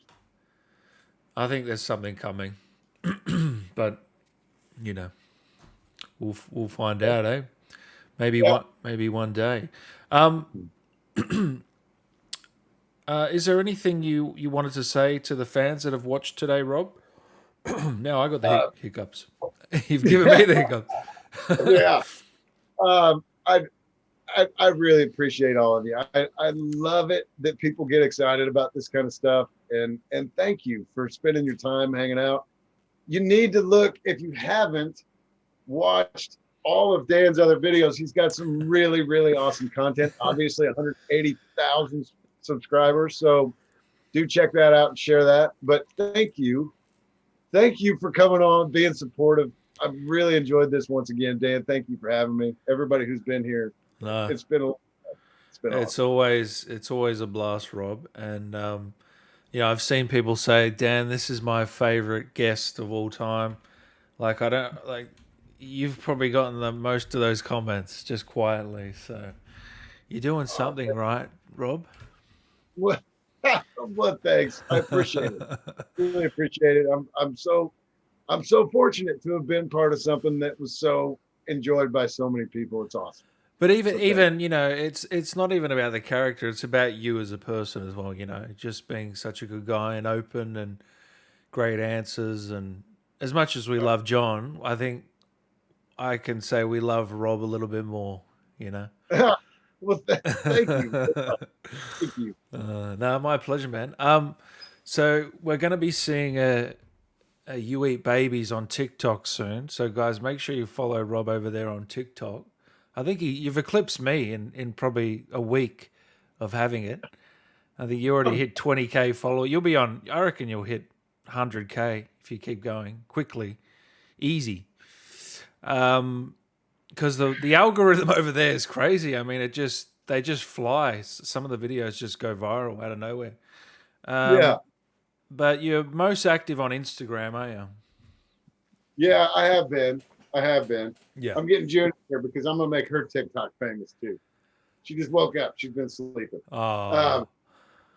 Yeah, I think now that I have TikTok and I have Instagram, I do the TikTok video and I share it on Instagram so people can see, and maybe that'll help with shares. I don't know. I don't know what I'm doing, but just have fun, man. That's what it is, you know. Yeah. But the thing is, what's great is it's the same name, same username, Rob_Wiethoff. That's good. That's I don't know. You know, as far as like fake accounts, people on TikTok keep saying, "Is this really you?" And I like the comment, and they say, "Well, can you prove it?" And I think, no, I don't know how I would do that. You just literally watched a video of me. I don't know how. The only way to prove it is like if you hold up the username, like writing and talk. Yeah. Yeah. If you do that, yeah. Then right, they can't do anything then. Well, we've got 3 videos that are going to go. I'm your social media producer, apparently. No, thank you so much, Rob. And we'll have to talk behind the scenes about, you know, that other thing. That could be good fun. Yes, that would be really awesome. I would love that. No, yeah, awesome. Thank you. Well, and the chickens are back. I don't know if you can hear them. I could hear it now. They know it's over, I think. Yeah, I think they're hungry. They're ready for their big head of lettuce, I guess, now. Before I let you go, Rob, last time I think you said You Eat Babies, Dan. Yeah. Can we have another line for Dan from the big old John? Oh yeah. What have you got for me this time? Surprise me. Well, that chicken has got to chill out. It might be having laying an egg right now. Usually they make all that noise when they're dropping eggs. Really? It seems like it. Anyway, well, hey, look, we all need friends, Dan. We die alone, but we live among men. I can't even say it. We can't even say it. I'm trying to say a John line as if it were me. I love that line too. A daggone chicken won't shut up. Oh man. John said. Anyway. No. So yeah, man, thank you you so much. Thank you, man. I appreciate it. And well, I'll speak to you soon, mate. Guys, follow Rob and say thank you for he's given up 2 hours. So we really appreciate it, Rob. Thank you. Wow, that doesn't seem like it's been 2 hours. Thank you, man, so much. And awesome. Please, warm wishes to your mum, who probably isn't watching at this point. But if she is, we love you, Mum, and and hopefully you and the family have a great Sunday. Thank you so much, man. No really, worries, really man. cool. I appreciate it. Awesome. Have a great day, brother. All right, you too, man. The greatest interviewer of all time